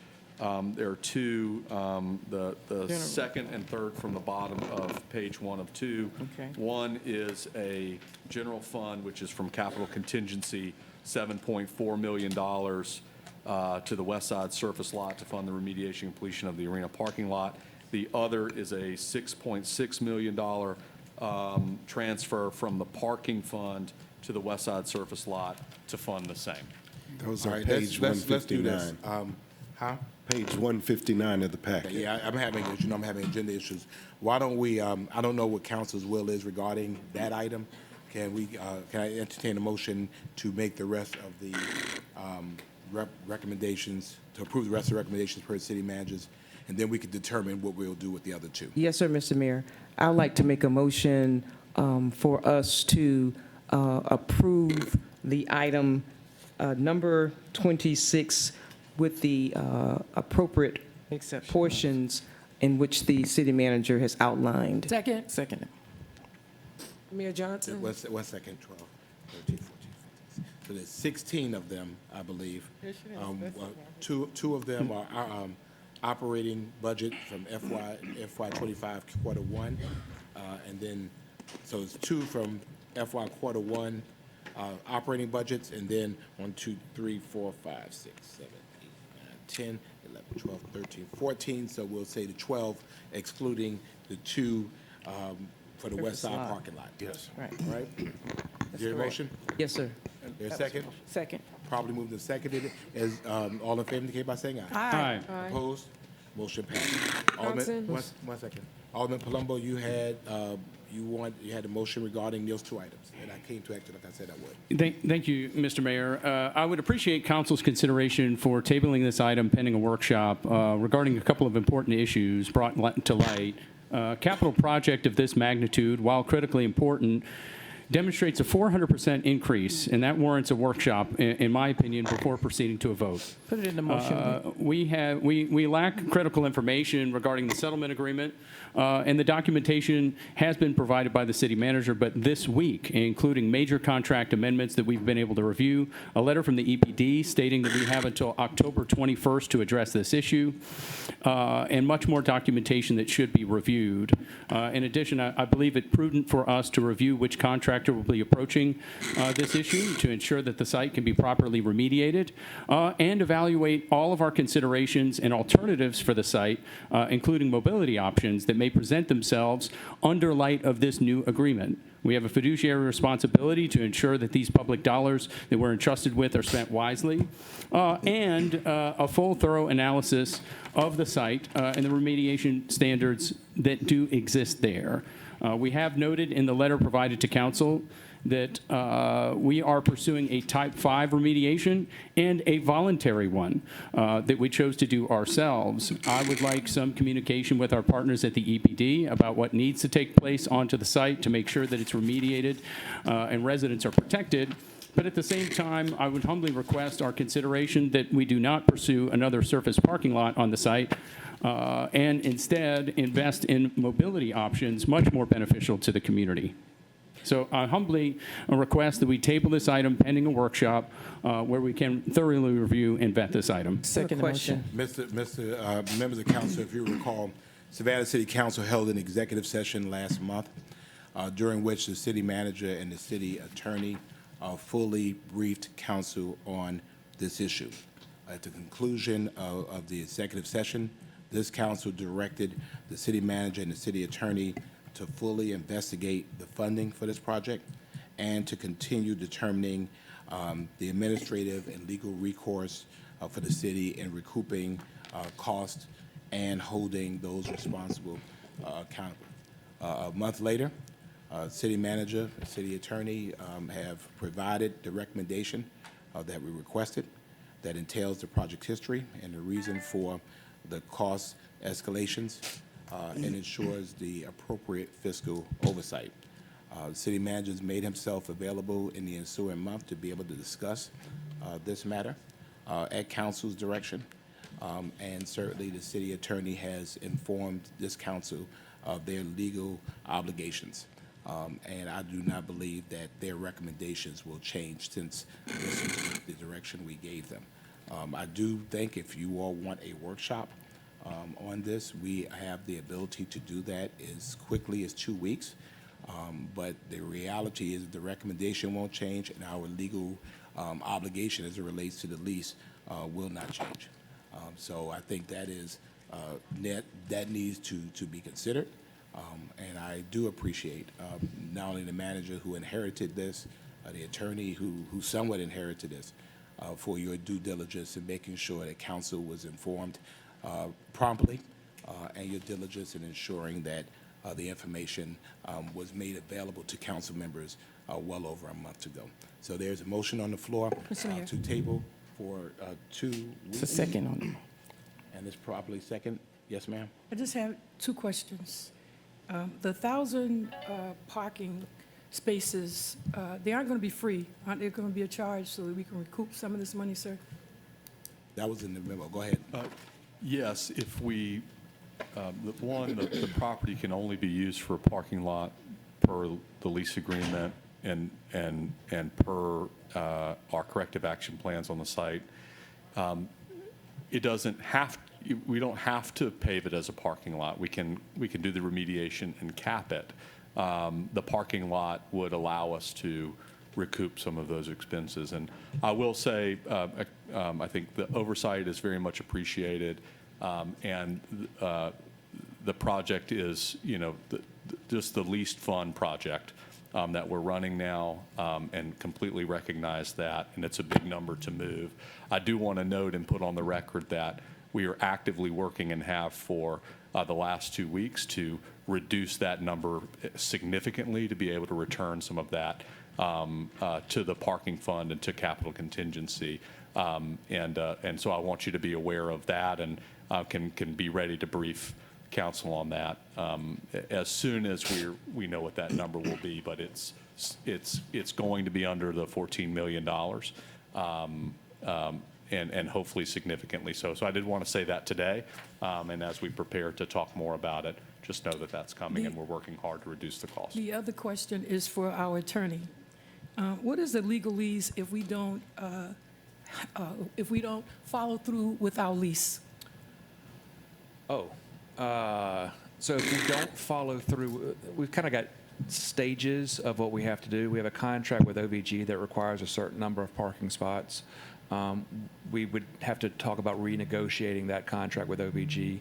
And then I'm not sure that, the contract with the Tenenbaum family has specific time frames. I mean, there's a 5-year, then a 5-year, then a 5-year. So if you're asking, we're leasing the property. I don't think that they particularly have a concern with what we do with the property. So we could, as the city manager mentioned, we could finish the remediation, cap it, and do nothing. We don't have to rent it out, but I don't think that the Tenenbaum family or the landlord in this circumstance has a particular concern about what we do with the property, if that's what you were asking. Yes, sir. Yes, ma'am. Thank you. The question? I have. Yes, I do. You acknowledge me, sir? No, go ahead. Okay. Thank you. This is Rich.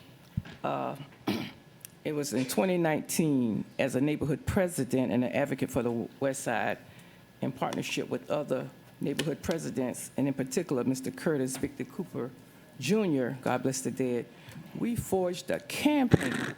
We forged a campaign and was very much involved to push back on establishing this parking lot because of our historical and institutional knowledge. We knew that it was contaminated.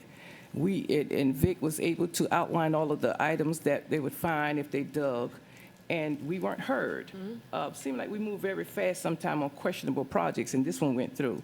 So this is a real, I told you so moment, and I'm not even a petty person, but we worked so hard. We got put out of City Hall when we went there to talk about, we were against that parking lot and to establish our community market, Entrepreneur Center, and Gullah Geechee Farmers Market. We were advocating hard for our community, and the powers that be at the time decided to move forward. Now you come a few years later and said, oops, we found some contamination in the ground and we need $14 million. So yeah, I'm with Alderman Palumbo. We need to stop and at least have a further discussion so we won't do this again.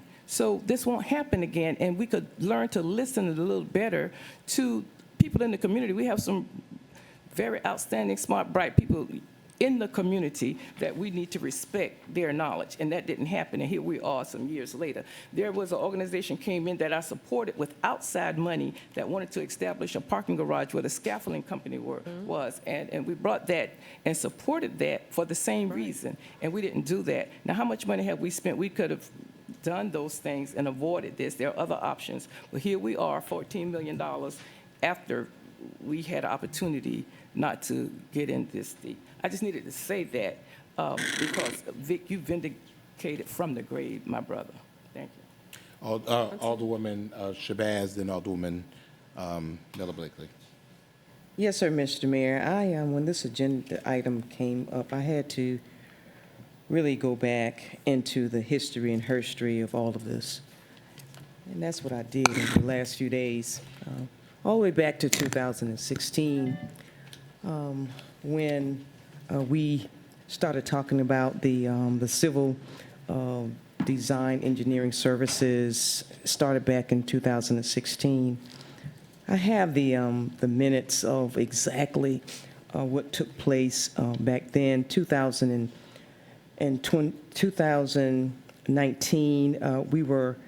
there was a motion on there was an item on the agenda, which was the motion to approve the donation of the right-of-way and easement of 0 West Gwinnett Street, owned by the Tenenbaum family. And that, in that particular item, it was talking about the Tenenbaum family had agreed to donate the required land to support the new arena project. Testing revealed some recognition of environmental conditions on the property, and the city has entered into the brownfield program, which provided limitations on liability and remediation. So that's during 2019, we were talking about the Environmental Protection Division with a brownfield application that took place. So that work was being done back in 2019. I just needed to do this and do this work just to find out. We've been talking about this for a long, long time. The remediation, the contamination on that land. Our city attorney has made it really, really clear. And city attorney, just one more time, just in my space that I'm talking in, can you tell me what is the rule or what the council has done in reference to the contamination and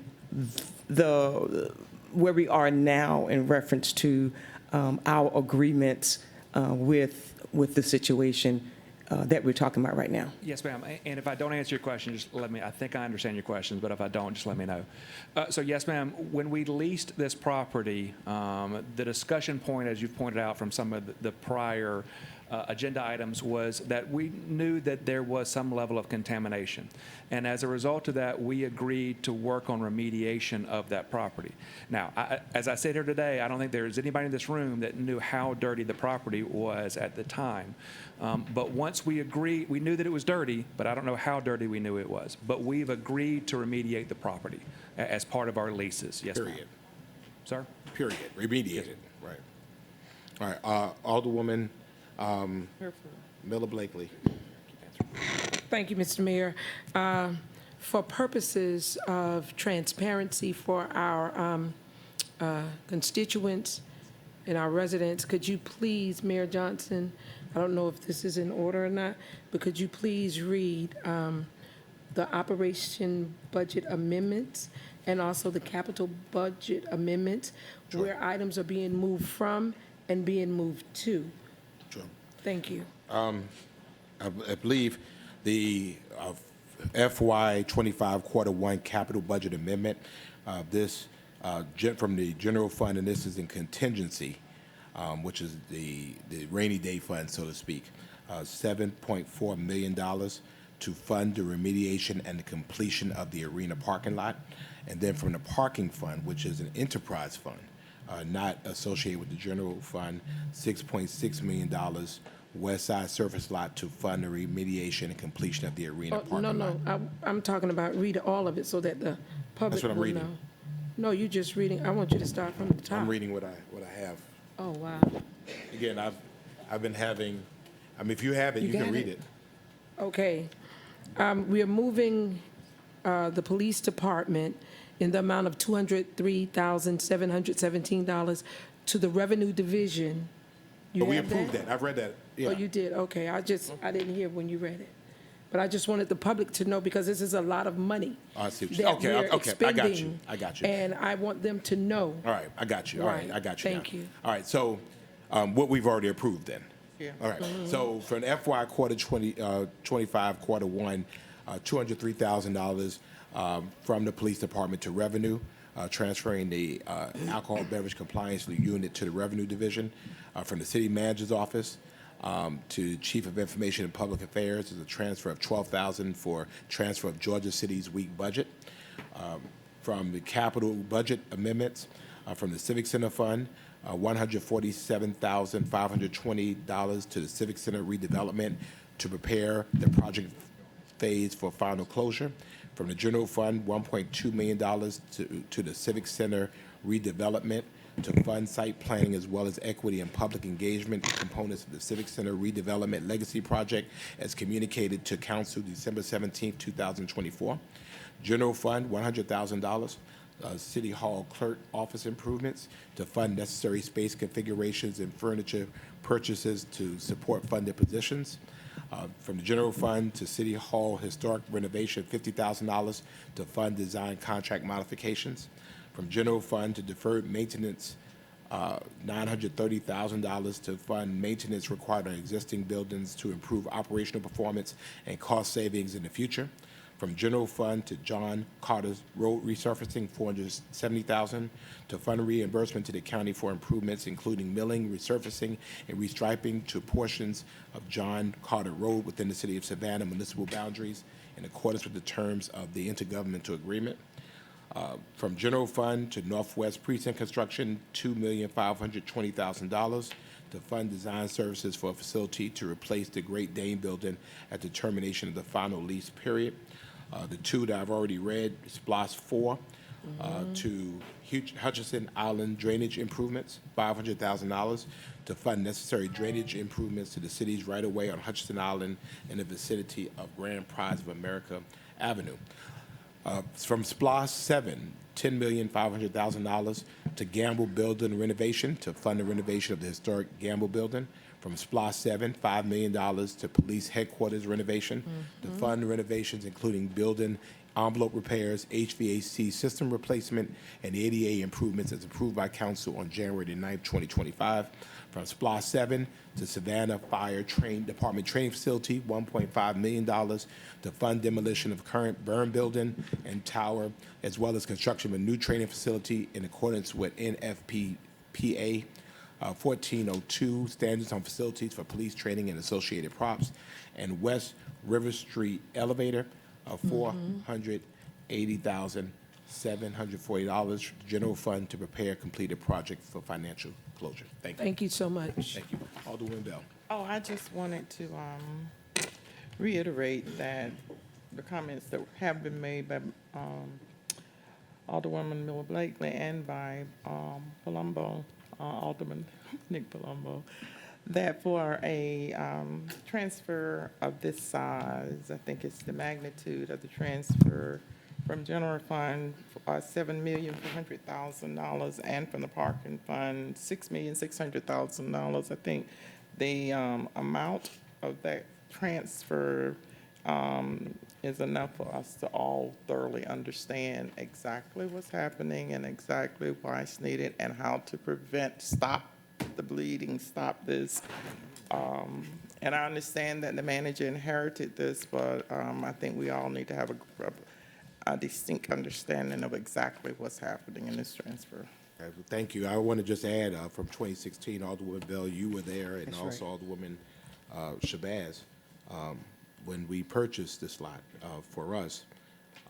And my recollection as the alderman of the district at the time, those communities pushed, insisted that the arena be placed in that location, and recognized very fully that one of the benefits, one of the community benefits that was not only supported and pushed was the opportunity for us to be able to remediate contaminated ground that had been contaminated there for well over 50 years. That's right.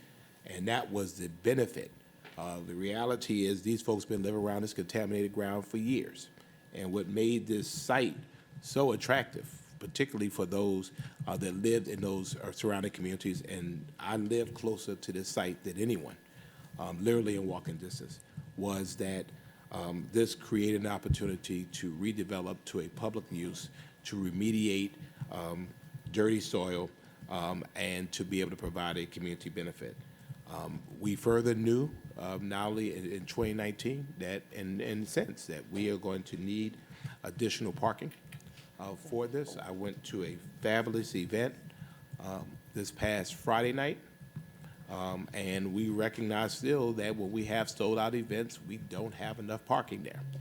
So people park literally in the surrounding areas, gas stations, church parking lots, and so part of our commitment was to be able to provide that additional parking. that we are we're obligated to provide, and land that we are obligated to remediate. For me, I don't really have a way, one way or another regarding this. At the end of the day, we're going to have to pay it. I think, Mr. Manager and Mr. Attorney, as you promised us that you would do, is that you're working to get that number down. And I think this number you gave us really reflected what the maximum was at the time that you made the recommendation. Am I correct? Yes, sir. Okay. So you know, this was preventing us from having to do it twice, to say we do $3 million and then we have to turn around and do $4 million. So, I mean, I don't have, you know, again, I'm very clear about what our legal obligations are as it relates to this. I'm very wide open about what our financial obligations are. We own this arena, and we have to provide parking for it. We made a commitment to these neighborhoods that we were going to remediate those grounds. And so the fact is that going to remediate grounds next to public spaces and neighborhoods is still a good use of public money. And because it's going to a parking lot for which we'll be able to recoup money, our reality is we'll make that money back. At the time then, and it wasn't a good idea then, it wasn't a good idea now, to put structured parking on that lot for the reason that we know that that becomes dead space. It is certainly not used. It is totally, absolutely more expensive to put a structured parking lot on there, and it really can't be used for anything else but parking. Beyond that, we don't own the property. So, you know, whatever council wants to do, we can certainly have the workshop. I think it would be certainly beneficial for us, you know, because obviously some members of council have forgotten things that have already been said. I think we had a condemnation hearing about this. When did we have that condemnation? We did a condemnation matter on this. Oh, condemnation, that would have been February 2024. Right, just last year. So, I mean, I think in this, we can certainly remind council that we're not as ignorant to this as we are. I think staff has kept us informed as they have become aware of what's going on. So, Mr. Mack. One second. So if that is, if y'all are fine with that, we could workshop it, but at the end of the day, your recommendations will remain the same. Our obligations, both financial and legal, will remain the same. Yes, sir. A couple questions I have, Mr. City Manager. What will the parking fees look like for this cat parking space? So the fees change every year based on market conditions. We have a profit share agreement with give me an OBG. average. I don't have that average on the top of my head. I can tell you that with this lot completed, the city would net between $1 million and $1.4 million a year in revenue. So how many years will that take to pay this off? So if we look at, if we're looking at a total of, we're going to be somewhere between $15 million total and at the max, like $22 million total. That's a 20 years, 15 to 20 years. Okay. And So if you remember, we last year in 2024, because we were starting to recognize the immense amount of remediation that was required on the site, with council, we amended the lease to give us, instead of the lease terminating in 2030, we have options into that lease until 2050, which gives us a longer runway to recoup expenses. Because at that time, and still my view now, that we certainly don't want to pour capital dollars into a piece of land that we don't have control over for very long. So that was the reason for that lease amendment. how long have we been remediating this piece of property? The original contracts were let in 2020, and we've been working on the project since 2020. EPD did allow the city to break the project into two pieces. The south portion of the parcel was much less contaminated than the north side of the parcel, and we were able to delineate the south end of that parcel fairly quickly. I wasn't on board yet or had come in, right at the end of that delineation in September 2021. And the EPD allowed us to cap that portion of the parking lot and to pave it. And that's the portion of the parking lot that exists today.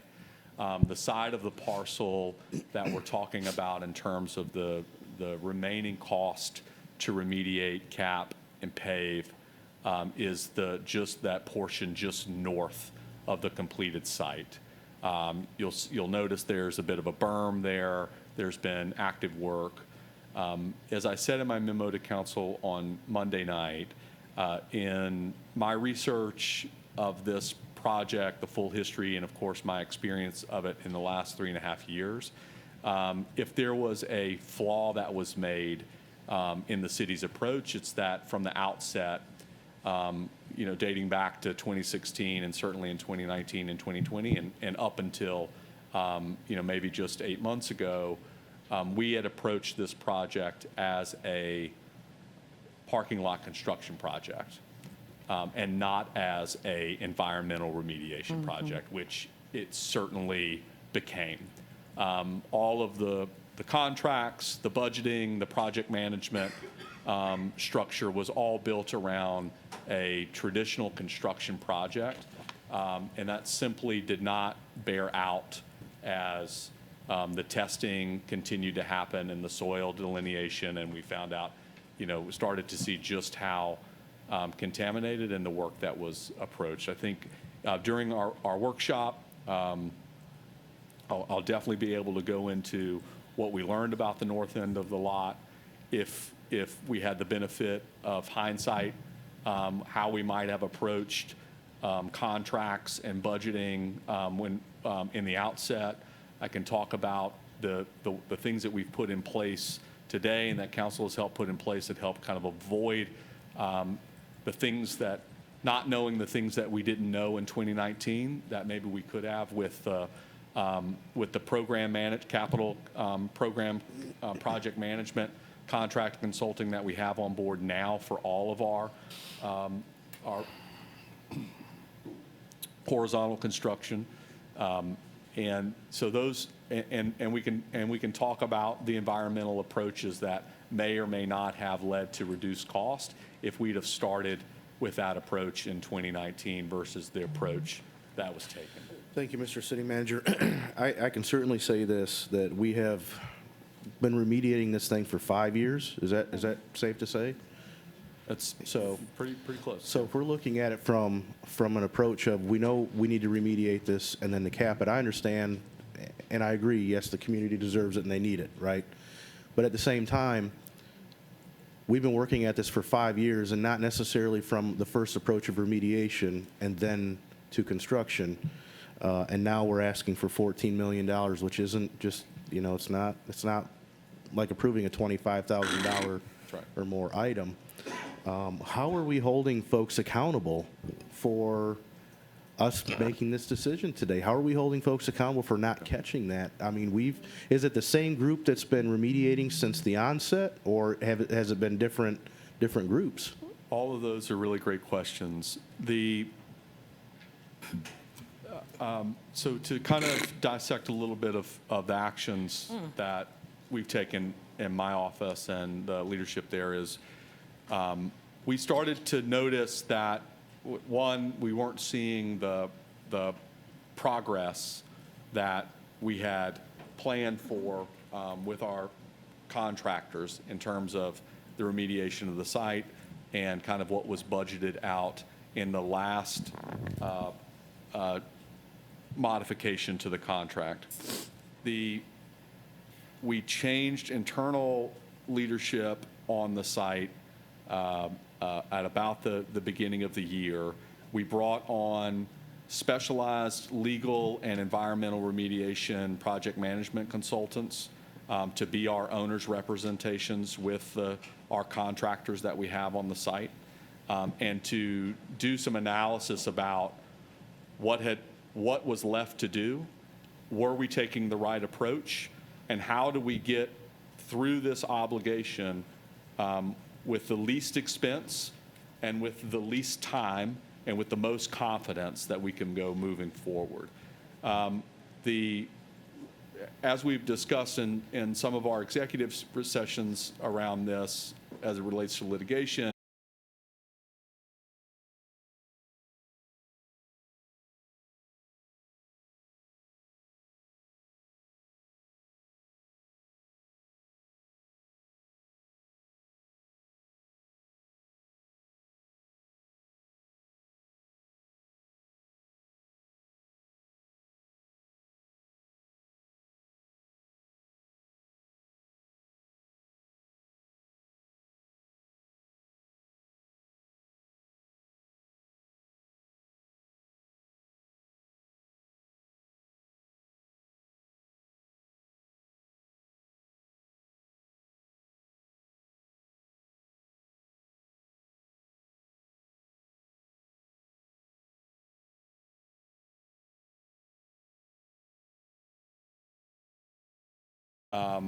we need to hold contractors accountable. We need to move contractors who, can't perform the work off the work. And we do that as well. And that's a discussion that we can have. I think for this one, if the concern is cost, if the concern is time, if we really want to spend the least amount of more dollars to fix this problem, to clean up the cleanup, then my strong recommendation is let's work through the settlement on the contract modification, which is wrapping up as we speak, and talk about those at workshop and hopefully be able to bring those to council so you can understand what it costs to move forward in the direction that I'm recommending versus taking other options like pausing the project, bringing other contractors in, et cetera. Okay, and the last thing, Mr. Mayor, thank you for the time. Mr. Melder, thank you for the questions. I think, we've spent a lot of time on this parking issue from the time we got on the council, and some of us beforehand, and some long beforehand, when it comes to this arena. And there's been a lot of contentious conversation about it, and I remember having other conversations about being able to use shuttles and connecting the communities with sidewalks in that area, and not necessarily relying, and I remember at the time having this conversation, not necessarily relying on all these parking lots because that area was to be a developed canal district with different opportunities, and I've yet to see some of those sidewalks and some of those things take place in there, and it's a little bit disturbing because I've been there, and I may have been there for graduations, may have been there for a show, whatever, and I'm seeing all these people walk down the side of the road, and I'm not seeing people walking down sidewalks. That to me is a safety issue, which I want to tie into this because I understand that if we're going to be spending $14 million on a parking lot, I think we got to be spending it on some of those other places as well to connect communities and to make it a safe place. But I'll say this too before I'm done. I think if I've got some of these questions, and I know that it's up to us as alder folks to be able to educate our constituents on what's going on with this. But if I've got some of these questions, I think people out there have probably more questions than I have that I might not be able to answer when it comes to this parking lot. I know just enough to understand why we need to remediate it, to cap it, and to put a parking lot there, and how long it's going to take for us to recoup that money out of a general fund account and an enterprise account parking fee. But I think we owe it to the citizens of the city of Savannah to discuss this thoroughly so that there's no question or doubt why we might need to move forward with this project. Yes, sir. I totally agree with you, and we will provide a full accounting and approach, and we can do so in public, and I'll schedule that for the next council meeting. And I do want to say that those multimodal approaches and the pedestrian connectivity into all areas and into this area is really key. And just to point out that some of that is included in the paving portion of this project, which connects Cohen Street into across the bridge on that canal. That certainly can't be primary. I'm sorry, I'll raise my hand. And we have some work to do to connect both sides of the arena to the arena. We've got to make better connections from the downtown areas. We've got to make better connections from the west side neighborhood areas as well. So, And I understand that, Mr. City Manager. Think of it in terms of this way. How many people have visited other cities? Maybe this is a poor comparison, but to go to an event at the Mercedes-Benz Stadium in Atlanta, you have to park and walk a great distance, right? And from where you park to where you walk is actually more of a distance than where we would park now. That's true. All right, somewhere downtown and walk that. I just want to make sure that we are being friendly to those who maybe can't afford $50 in parking fees, because I know that's what it is. That's what I was trying to get at earlier. Yes. Well, So I think that we have to not only look at those that can afford, but those that can't. Yes, sir. Just to help that situation. I think I totally agree. the issue is And also, in looking at the future parking needs was the other reason why structured parking was not created there. Yeah. Because we knew that ultimately driving habits would change. Yep. When you go to events there, you now see a bunch of Ubers. Folks, Y'all need to they're stop doing this line. I trolleys. can hardly take this. You see all of those things. So Build the garages left and right, Ma'am, everywhere ma'am, else. please. Oh, Lord have mercy. Ma'am. Y'all need to stop this. All right, ma'am. It's hard to hold. So About that prayer. why don't we just go ahead? Why don't we just go ahead, give it 2 weeks? But I think my amendment, if it will be one, is just to go through, ladies, Don't put it down ladies, now. yeah, ladies, that was inappropriate, please. Yes, it was. Everybody heard that. I know, but let's just, for purposes of record and history, is to create kind of the whole story. And let's bring folks from the inception to where we are now, and we just dedicate that time for that. Because in the end of the day, again, our legal obligations are not going to change. Mr. Mayor. I have a question. Mr. Mayor. One second. It's been, you have a motion on the floor. Just a point of clarification regarding the options, which I think are materially substantive to this discussion. I had submitted a request to the city attorney's office. Actually, given the cost overruns under Georgia contract law, the city of Savannah may have an opening because of the cost overruns for reconsideration under a number of provisions provided by the EPD. The voluntary enrollment can be reconsidered based on the extraordinary change in the cost circumstances. They may be willing to reconsider our type 5 reassessments and mitigation Mr. methods. Plumbo, with all due respect, we're going to leave the attorneying to our attorney. Well, again, absolutely. well, these are questions that I had asked, but I do not want us to be under the impression that there is only one option available, which is parking. Again, we have the ability to provide funding for other methods as well. Mr. Palumbo, we will leave the attorneying to the person we have hired as our attorney. Absolutely. And I'm sure because you are thorough like that, you've communicated with that, and we have all agreed that Mr. Lovett is a highly qualified and skilled attorney. If there are opportunities that he can do to protect his client, which is the city of Savannah, I am sure that he will do that, and he will advise us accordingly. Thank you, Mr. Mayor. If I may, just for a moment, some of the requests just for public edification and for council's edification that I requested from the city manager and city attorney. Mr. Palumbo, we are getting where you want to be. Let us just get there. Absolutely. And so there's a motion on the floor Mayor that Johnson, I have a question. that we delay this for 2 weeks, those two items. And it's been probably moved and seconded that, and Mr. Manager will provide us a full, at the next meeting, next workshop, about this entire journey that we've been on. How we got here and what our options here going forward, so everyone is very clear. It's been moved and seconded. All in favor indicate by saying aye. Aye. Opposed? Motion passes. Yes, ma'am. I'll hold it until we do the workshop. Okay. All right. So that being said, we have one more item on, you have something regarding? Yes, Mr. Manager, do we still have any brownfield grants? Is that still available? I know with the climate lately, we're losing a lot of grant money, but is that available to us? This was a brownfield project, and I can report on the balance of that and what may be possible in the intervening weeks, and we'll also include it in the workshop. Thank you But for this that. was a brownfield project. And we're talking about the connectivity and the paving and not wanting to put a structure there.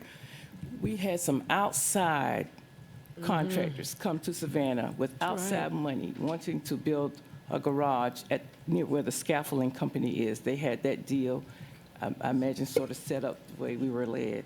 And we turned that down. I brought that before here. You turned that down because we don't want garages, but we're building garages at Eastern Wharf. We're building a garage on Whitaker Street at Park Avenue. We're building garages everywhere, but we're saying we don't need one, and we're trying to grow this area. Y'all know that doesn't make sense. Alderwoman Lanier, with all due respect, as a representative of that community, I will also tell you the neighborhood did not want any encroachment of the arena on the west side of Stiles Avenue. Well, that's not some of the conversations that I want. Well, I appreciate you saying that. as the representative there, I will tell you that part of the agreement And this that's city the problem right there. Okay, then we have $17.5 million that we already got from Hotel Motel for connectivity. And I've been constant. I'm talking to the city manager, please. Can I have this conversation? No, ma'am. City manager, I'm trying to ask you about the $17.5 million. You certainly can ask him about that. We're moving on. So and there's we an have item on the 17 agenda. That's not proper right there. Watch we have this. $17.5 All million, right. and I've Ladies and gentlemen, consistently item number brought 27 up about is connectivity, approval of a and major you all have subdivision, not supported West that. Track Everything I 3, bring, y'all don't 4, support and it. Now you're 5 trying to Hill pretend Durance that you want to Tract. support this. These Y'all proposed need to western stop tracts that. encompass a total of 1,025,093 acres. I'm sorry, 125.093 acres for a residential complex near the Fort Algar Road entrance. Yes, sir, Mr. Mayor. Is there a motion? Yes, sir. I would like to make a motion for item number 27. Is there a second? Second. Properly moved and seconded. All in favor indicate by saying aye. Aye. Opposed? Motion passes. That is the end of our agenda. Is there anything from members of council? Yes, sir. Mr. Mayor, you took it off, Mr. Go Mayor? ahead. Okay, so there's a mortgage burning for the Harambe House on the 15th from 12 to 3 p.m.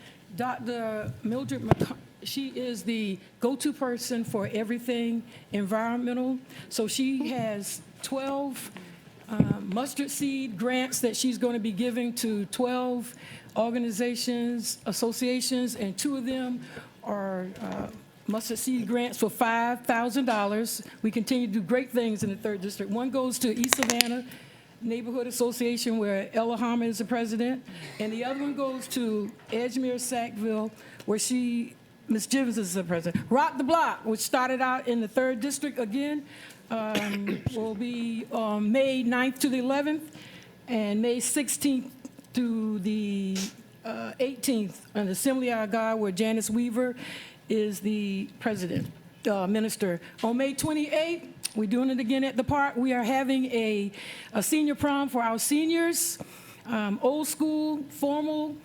Come and join us, 70s, 60s, and 80s music. Not only do you have to have those boots on, you got to walk in them. Thank you. Anything else? The time for the Alderwoman Bell, mortgage I'm sorry. burning, I wanted The to time, mortgage burning, Alderwoman? Time is from 3 to 2, Harambe House. 3 to 2? 2 to 2. I got all kind of twisted up here. From 3 to 2 is a People long saying mortgage things burning. underneath their That's- breath, but we're working in the 3rd District, and we're proud of the work. What time And so is I'm it? about to tell you right now. It's from 12 to 3, Harambe House is on 12 to Habersham 3. Street. She's amazing, and those mustard seed grants are going to the associations in the 2nd District, $5,000. Can't beat that with a stick. Real work. Thank you. Anyone else? Yes, sir. All right, Mr. Mayor, thank you. A couple things real quick. First of all, May 19th through the 22nd, our high schoolers in Chatham County are graduating. Yay. So they'll be graduating at the End Market Arena. Parking. Yes.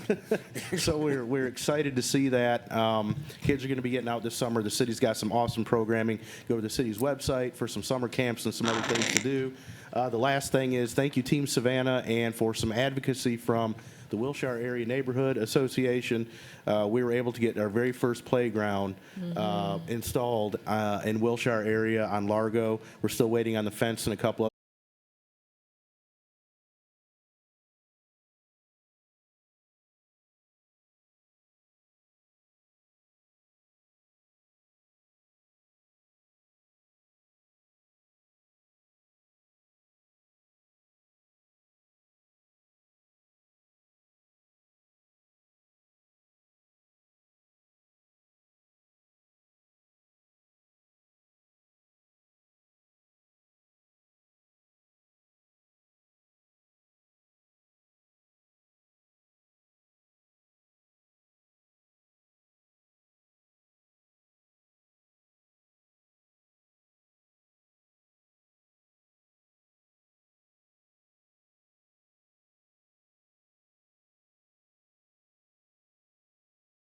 got our sign in the front of the neighborhood. Finally, they completed it today in front of the Fifth Quail District. Forest neighborhood. Yes. Thank you. Okay, thank you. Thank you. Miss- Alderwoman. Thank you, Mr. Mayor. I would like to make one announcement and to carry on from the person in the first district who received the honorary name recognition, Miss Annie B. Graham from Tatumville. The announcement is on May the 24th, 2025, at the Liberty City Community Center, we are asking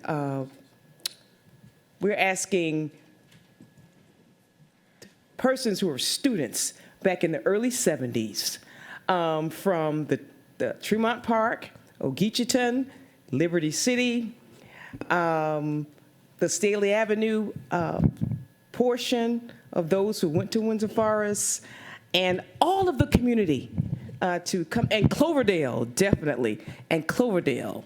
Back then, all of us were bussed out to Windsor Forest, and we were thinking with those who were had the thought pattern about May the 24th, was that we are all now over in our 60s and older, and we wanted to have some type of event that was not something that we were coming to, something like a funeral. We wanted something to be something joyous and something happy. So on May the 24th, 2025, from 1 o'clock until 5 o'clock at the Liberty City Community Center, it is called Come Together, an old-fashioned neighborhood barbecue.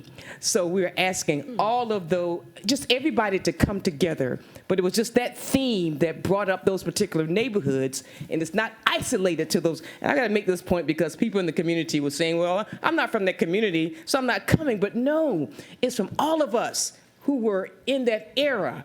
We're asking us to come together and just talk about what we're doing, and with our children, our grandchildren, all of us got great-grandchildren now, and just to have a good time. Memorial Day weekend, y'all come on over to Liberty City Community Center. Thank you.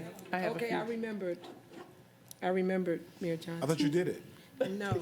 Oh. I want to, I totally forgot, and I have two grandchildren, 6 and 8 years old, that attend Savannah Classical Academy. Illyria, who is 6, she got the award for the kindergartner that scored the highest in the whole school at 6 years old, and I'm so proud of her. And her brother, who is 8 years old, Amir Blakely, Illyria and Amir, he got the award for scoring the highest score on the science test. In science in there. And I also want to say congratulations to my granddaughters, London and Taraji. They're going to be graduating from 8th grade, and they're both graduating at the same time. And they're at 2 different schools. So I'm going to have to cut myself in half to get to both of those graduations. But I just want to say congratulations to all of them. Thank you. Congratulations to them, and also congratulations to the class of 2025. Yes. The Savannah State University, who, because of the weather, is moving their graduation to the in-market arena, parking tomorrow. So we congratulate those folks from Savannah State. We know you can get anywhere from here. Oh, yes. And sending out love to all of our mothers, not only on council and grandmothers on council, but throughout the city of Savannah. We appreciate you, all great grandmamas, for who you are and what you do. Every day, it should be Mother's Day. Yes. Also, was sad to hear. Mr. Massey forgot. Yeah, I do. Sure, I do. Also, sending out love. We just was advised that Judy Ross, former alderwoman for the city of Savannah, passed away on May the 2nd. She served on council from 1992 to 1995. So if you would join me in a moment of silence for her.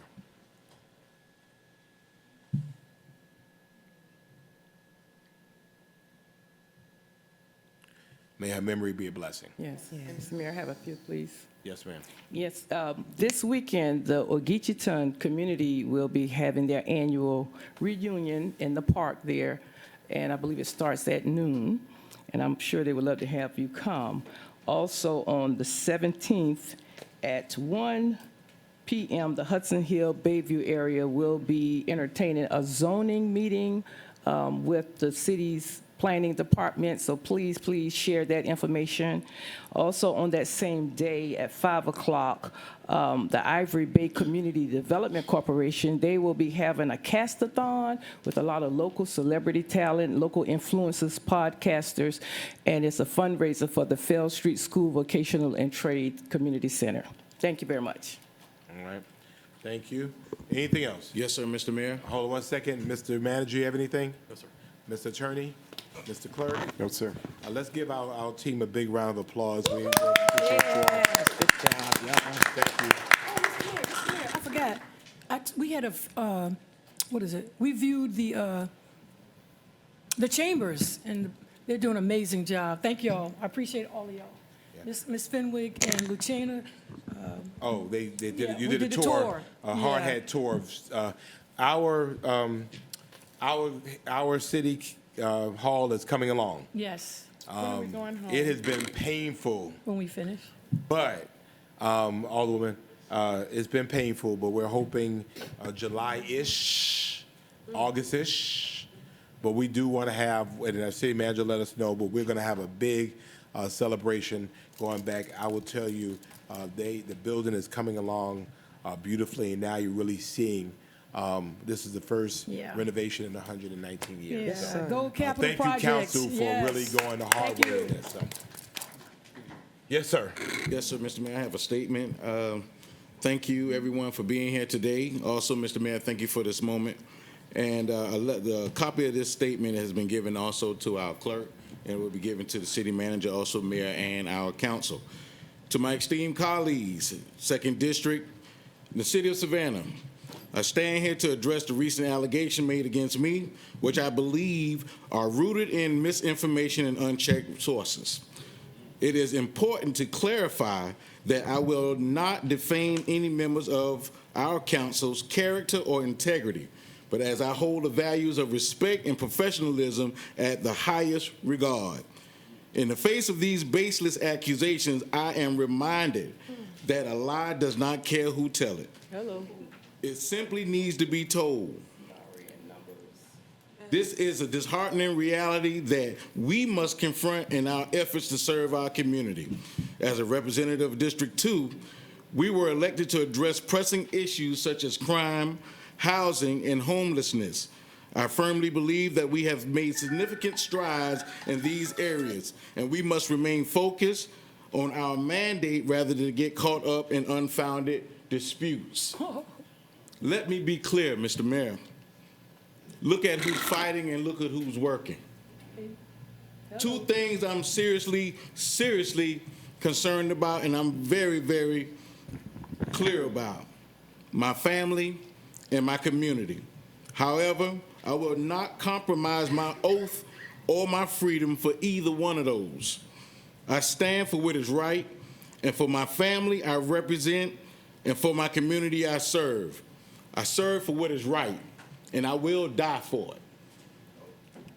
Thank you, sir. Mr. Leggett, reputation is who people say you are. Character is who you are. Be who you are. Thank God you, sir. bless you all. Be Savannah strong. Case report numbers don't lie. I got some right here, and I got the officers. I'm Case sure. report numbers don't lie. I'm sure this case report numbers on a whole bunch of people. That's right, on everybody. Yeah, they ain't none on me. But There's some on folks. on this conversation. Are you in your office tomorrow? Case report numbers. In and out.